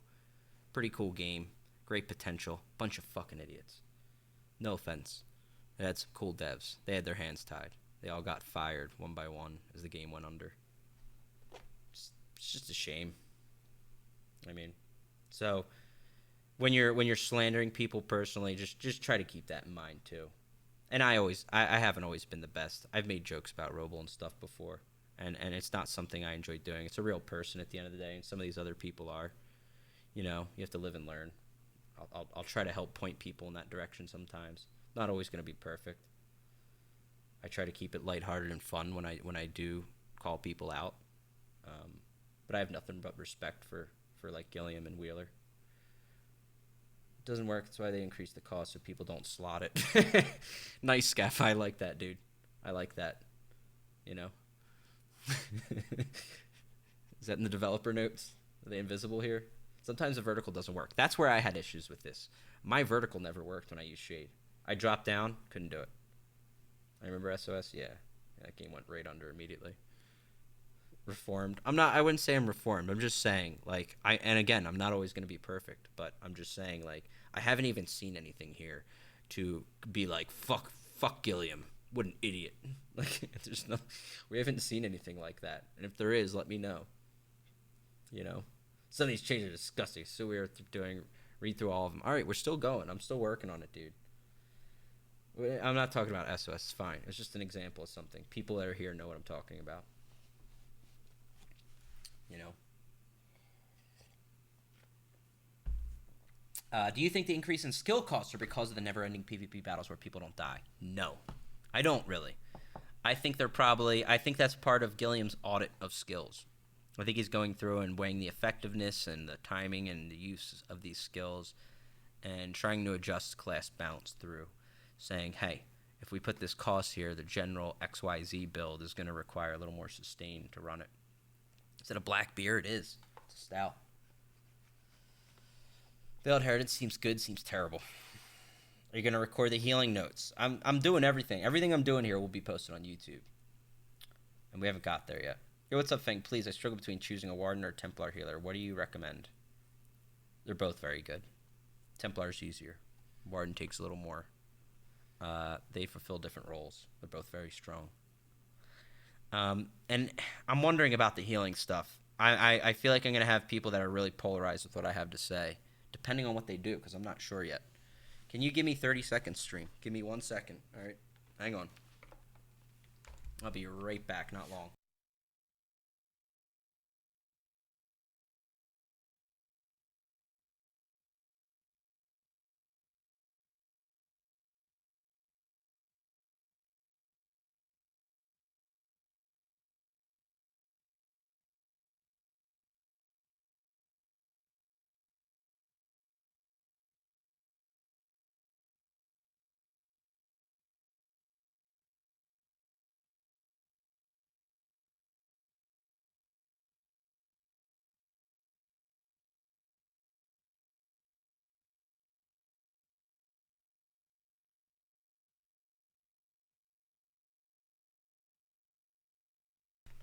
All right, I'm back. Thank you. Here we go. We're not cursing at Giller. Woler. They're all some dudes. It's the party line that seems a little off. What's the party line? all things veiled change that makes 0. I don't understand that one. Yeah, I already went through the armor sets. You can catch that at the front end of this. Well, I'm not going back on anything. It already takes too long for me to read this shit and interact with chat, which I enjoy doing both as we go through. I'll keep it moving. Shadow Cloak.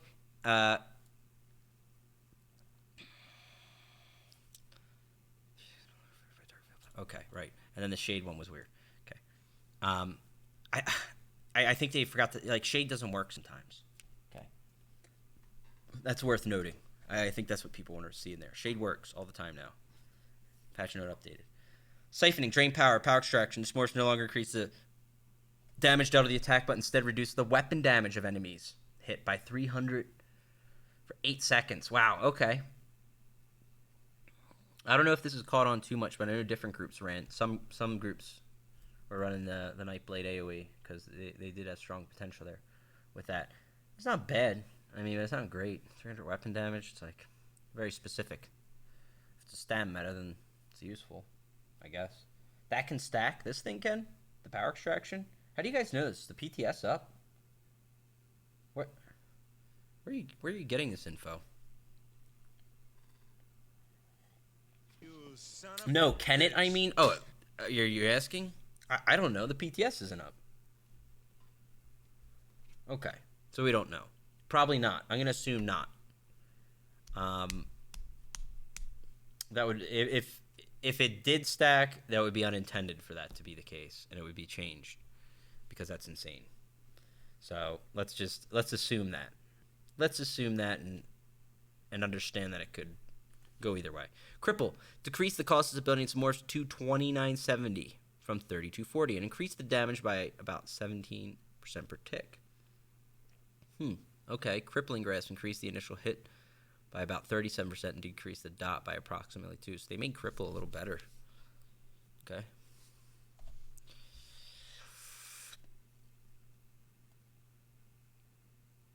I mean, more than a little. It's a pretty decent upgrade. But, like, what does that do? To what effect?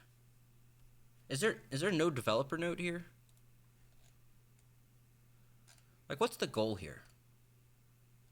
How do you guys feel about Nightblade's developers? What were you trying to change? How do you feel about Magicka DKs? What were you trying to change? It's part of what I'd like to know. I'd like to better understand, where do you find them at? What are these changes intended to fix? And what do you feel is still left to do? Things like that are nice. They tell a story. A story helps people understand what's happening. Okay. My eyes, sorry. Yeah. They're just nerfing ground effects damage and buffing target dots, basically cancel out the nerf. Yeah, it's part of, I think, the whole audit too, as well. It's part of the audit, You son of a which bitch. is nice and all, but these audits are not. They're addressing skills, and then they rework the numbers to kind of bounce things out. And that may be in accordance with their passives too, which it's weird. It's a lot of work. And it kind of makes sense. It's almost like giving yourself a better clean slate to work with. I feel like this argument was sold. I feel like Gillian was brought in, and he probably made like a hard line. I'm going to do an audit on every skill, and we're going to get things in line, and then we're going to start doing it. And I might just be doing that a while. I don't know. I'm not sure. I don't know where we're going sometimes. Here we go, boys. Yeah, Sorcerer. Here we go. Next one. We ever get an audit for the Stam Sorc? I think that's what we're here for today, Rocket Surgeon. We just arrived, actually. Let's check it out. Dark Magic Crystal Shard. Decrease the base cost of the ability and some morphs to 2970 from 3510 and decrease the damage by about 10%. Crystal Blast Morph. The AoE portion of this now deals the same damage as the initial hit. The Fragments increase the bonus damage dealt to the proc from this ability to 33% from 20 to retain the damage of this proc. Reworked Shards for the 18th time. Okay. Daedric Summoning Ward. Reduce the shield size ability and empowered Ward morph by approximately 18%. Wow. And increase the cost of this ability and the hardened Ward morph to 4320 from 3510. These changes were done to make them more comparable to the damage shield / burst heal standard. Wow. How about that? You guys had an 18% buff with a cost reduction. Poggers. Why increase frags damage? They didn't, right? They decreased the damage by 10%. The fragments morph down here they did increase the bonus damage from this proc to 33% from 20 to retain the damage, but they decreased it down here. And then they decreased the cost.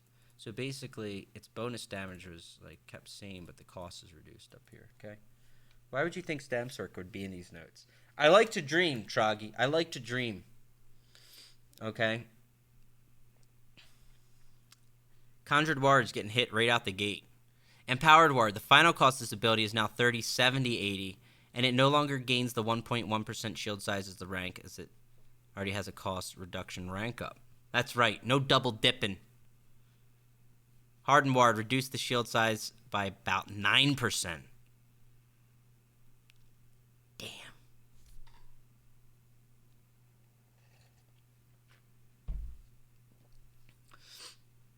Rebate, fix an issue where this would dismount you if proc. Okay. That explains everything. Okay. Summon Unstable Familiar. Decrease the special ability to summon and the volatile familiar morph to 28 from 35. Okay. Increase the damage per tick by approximately 8% of this ability, but reduce the damage per tick of volatile by about 3%, since it was using the wrong rank up. For the Clan Fear, reduce the healing granted from the special activation of this ability by about 14% to ensure it's in line with other burst heal abilities such as Rushed or Dragon's Blood. Okay. Wing Twilight. The zap and kick attack from this and its morphs now do the same damage to help reduce volatility and performance. Reduce the damage of the Wing Twilight and the Twilight Matriarch by approximately 69% per hit. Doesn't mean I'm going to get hit for over 2k by some invincible, teleporting, never dying. Seems good. Summon Twilight Tormentor. Reduce the damage dealt by the zap and the kick by about 35%. These attacks will now rank up in 1.1% damage per rank rather than 5. Wow. Wow, they're really sticking it to these pet sorks, huh? Find someone that smiles at you like Fengrush smiles at Magic Circ nerfs. That's right. Boy, there's nothing like it. I can, like, as I read it, I don't even think about the bounce changes. You know what I do when I read these changes? I think about Magic Sorks in the forum. I think about how fast they're typing. I think about how many threads are coming up, how many wasted words are flying out everywhere, dude. There's nothing like reading Magic Sork threads in the forums. I'll tell you, dude. There's nothing like it. You just go in there. If you ever bored and you just need to pick me up or something, go in there and check it out. All right? Something else.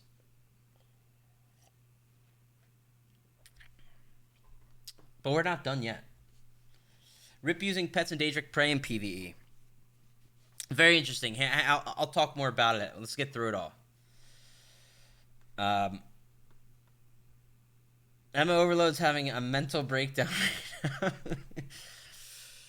I know that name only because I can't find a forum thread without Emma Overload in it. It's very strange. Lightning typing those circs are doing Fengrush, yeah. Okay. Let's keep going. Storm Calling. Bolt Escape. This ability its morphs stuns can no longer be blocked. Oh, yeah? Are you kidding me? What's the catch? Previously, these abilities could be blocked without draining resources. While investigating this issue, we determined that the theme of charging into a group of enemies as a ball of pure energy would not be thwarted by a measly shield. That's what I'm talking about, baby. You're getting on my level now, Gilliam. Stamsork, baby. Play one for like a month straight, Gilliam. All right? Just a month straight. Every day, just log on, ride the lightning, brother. Just let it flow through you. You'll find the right buffs to put in place, I'm telling you. Stunning through block? Oh, man. That's pretty fierce. I'll tell you, that's actually really strong. Wow. Disruptor's coming back in a whole new way, dude. Bolt Escape Fatigue. Reduce the ramping cost increase from using Bolt Escape or its Morse to 33% per stack from 50, so it operates closer to roll dodge. Oh god, that's a double. That's a double buff, Sorks. They should be happy. They should be happy right now. Do you feel the power? I am. I'm feeling the power. Who's the Sork from who was the Sork back in the day? All he did was he would streak literally from one side of the world to the other. That AD dude. We were good friends though. Fuck, what was his name? Ezerith? Was it Ezerith? Is that it? He might be coming back after this one. Zevenix? No. He only learned far later. I don't think Zevenix was even that OG. Ezerith, yeah. Ezerith. You son of a bitch. Doyen Gogo, thank you for the 6 months. That's a half year, dude. Feel the power. Ooh. What beer do you have there? Death Before Disco. That's what.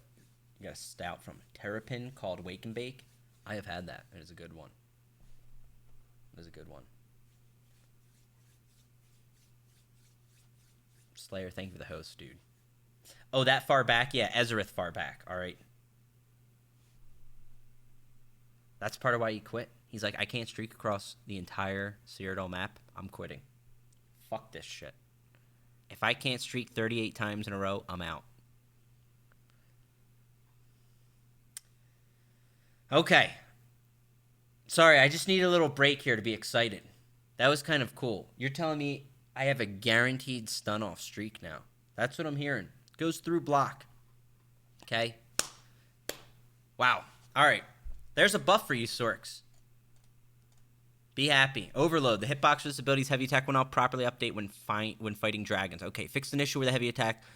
Augment from these abilities was not gaining the 70% damage increase from heavy attacking off-balance enemies. Hang on, let's reread that. Fix an issue where the heavy attack augment from these abilities was not gaining the 70% damage increase from heavy attacking off-balance enemies. Who's ready to off-balance everything and bring in the Raiden build? Who's ready for the Raiden build, too? Oh, man, it's happening. All the good things are coming to the Sorks. People told me they were getting nerfed. I don't see it. Where is it? I see Raiden build and 100% guaranteed streaks, baby. It's a fix, not a buff. Let me tell you something, sir. Fixes and ESO are buffs, okay? They're the same goddamn thing. You tell me I'll no longer be stuck in combat. You're just going to be like, oh, it's just a fix. It's not just a fix. It's not just a fix. That's a game changer. That's a game changer, dude.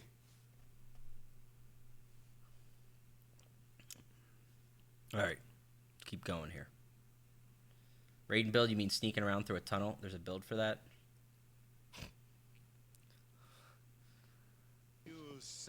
Lightning Splash. Decrease the cost of this ability in its Morse to 3k from 3,500. Decrease the damage per tick by about 37%. Liquid Lightning. This morph no longer increases in damage per rank and now lasts 9 seconds, ranking up to 12. Okay. So they limited the damage on Liquid Lightning. Was that overperforming in PvE? Why would they do that? What's the point there? Son of a bitch.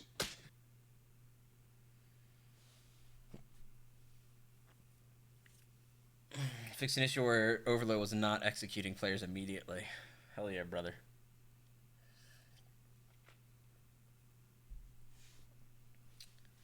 Stamsork with Truth set. Truth doesn't set people off balance.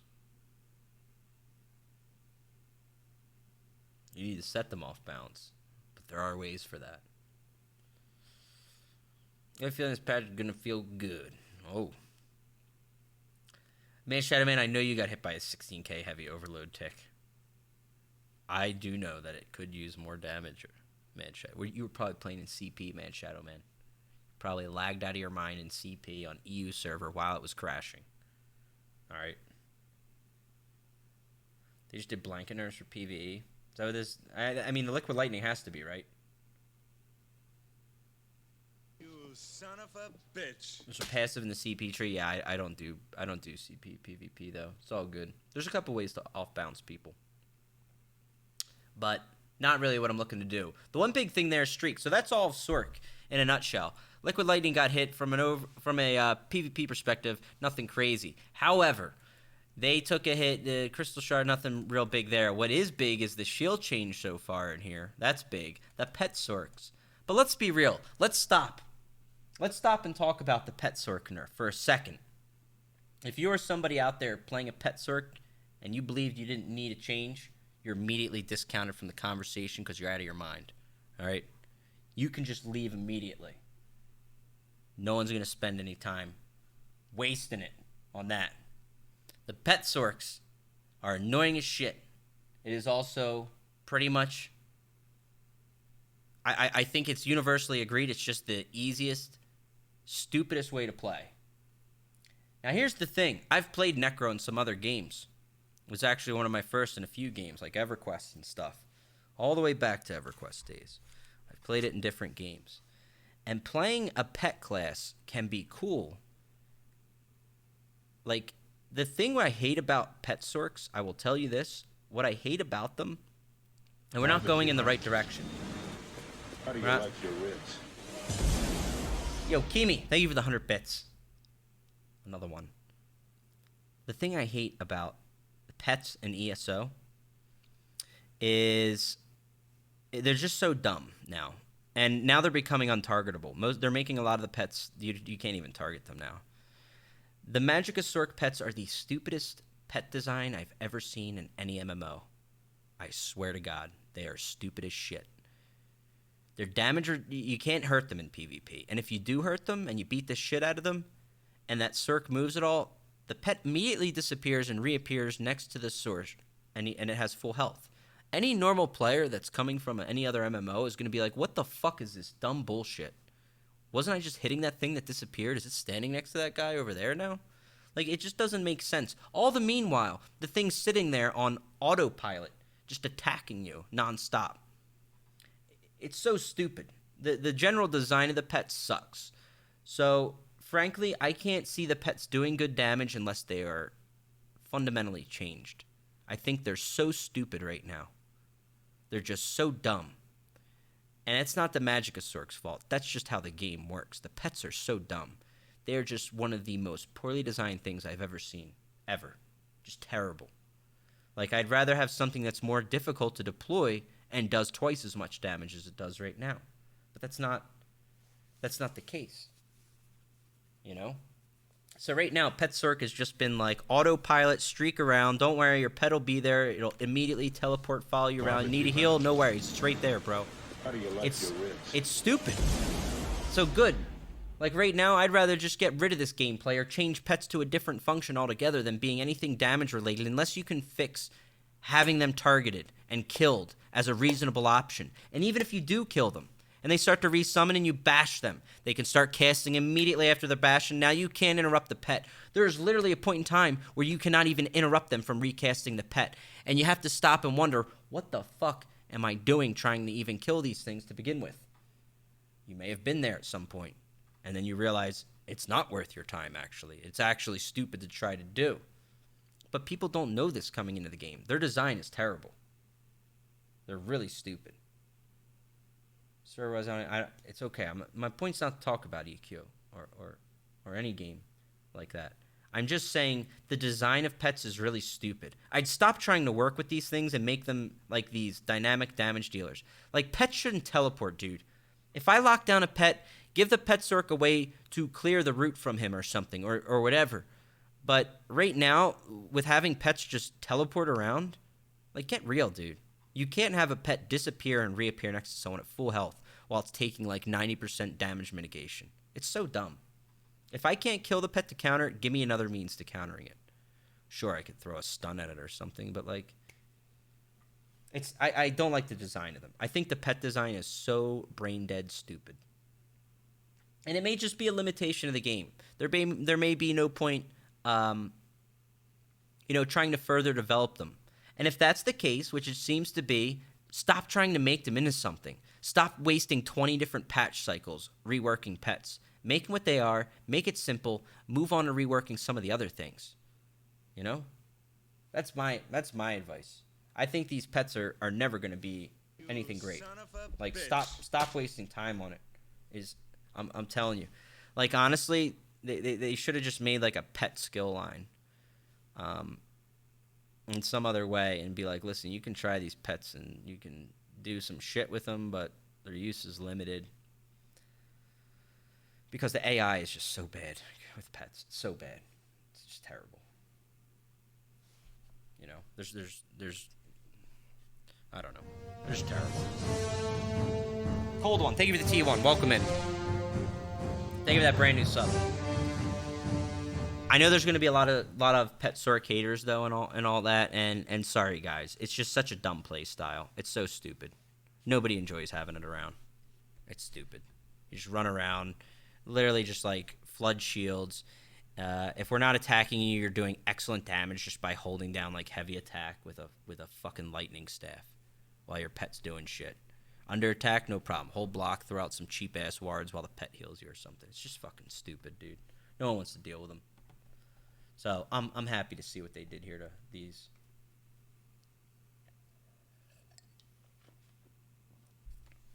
Fair, they could remove it and make it a skill line and give stem circle a stem spammable. I mean, they could. They won't.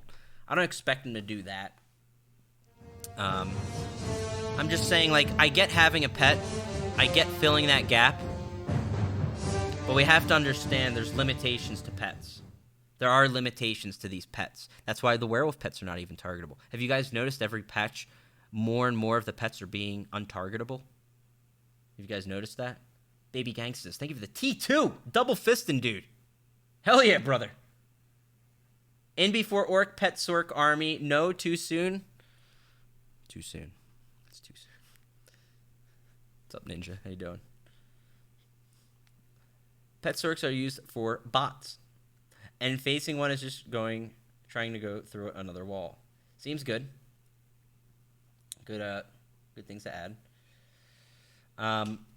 Yeah, I don't think they're interesting. I'm sure this hurts a lot of people that may have, just done whatever with them. But I'm just saying in general, the pets are kind of overperforming, and there's not a fun counterplay to it. There doesn't exist counterplay because the AI design of these pets is terrible, in that they just disappear and reappear next to you at full health. They didn't used to do that, but they do that now, and they're just so dumb. They're so clunky, and I hate having them around. I really do. I just hate having them around. They're such a pain in the ass, dude. But whatever. Whatever. As long as they're nerfed, like I'm gonna tell you right now, of all the shit I'm gonna read in these patch notes, this is gonna be the most biased shit you're gonna hear from me. So take it with any amount of salt you want, because we got them, boys.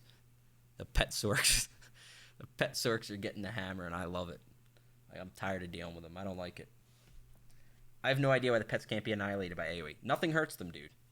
It's really a limitation of the game. That's what I'm getting to. If the game was different, it could be cooler to have pets, but we're not there. So let's not make them this, like, let's not try to put pets in this place where it's like, is that even with player skill? No, because they're probably going to be stupid OP at that point, kind of like they were right now. They were just doing auto attack damage that was very strong, and they had other functions, and on top of it, they had great shielding behind it.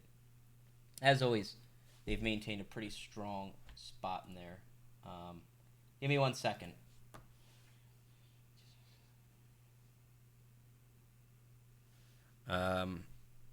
You Son of a bitch. Let me see where we're at. We're at Templar right now. What else is even in here? Combat and abilities. See weapon lines. Fighters Guild Mages. Is this real? What the fuck? How many changes did they put in one patch, dude? What were they thinking, man?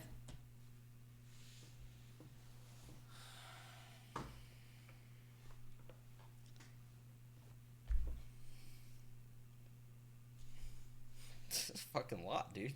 It's the biggest patch. What are they doing, dude? You gotta break this shit up, man. The weapon lines are below Templar.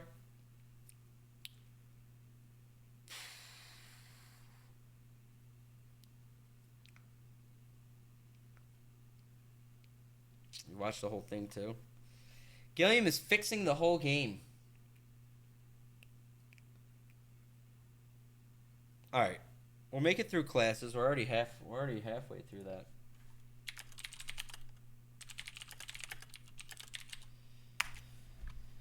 Go to medium armor. No. I'm not skipping. If I start skipping, we're gonna go off the rails, and then everything's screwed.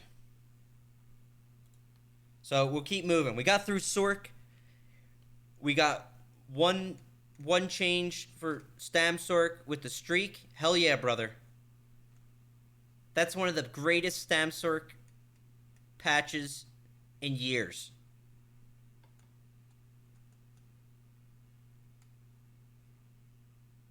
This ability's morph can no longer be blocked. One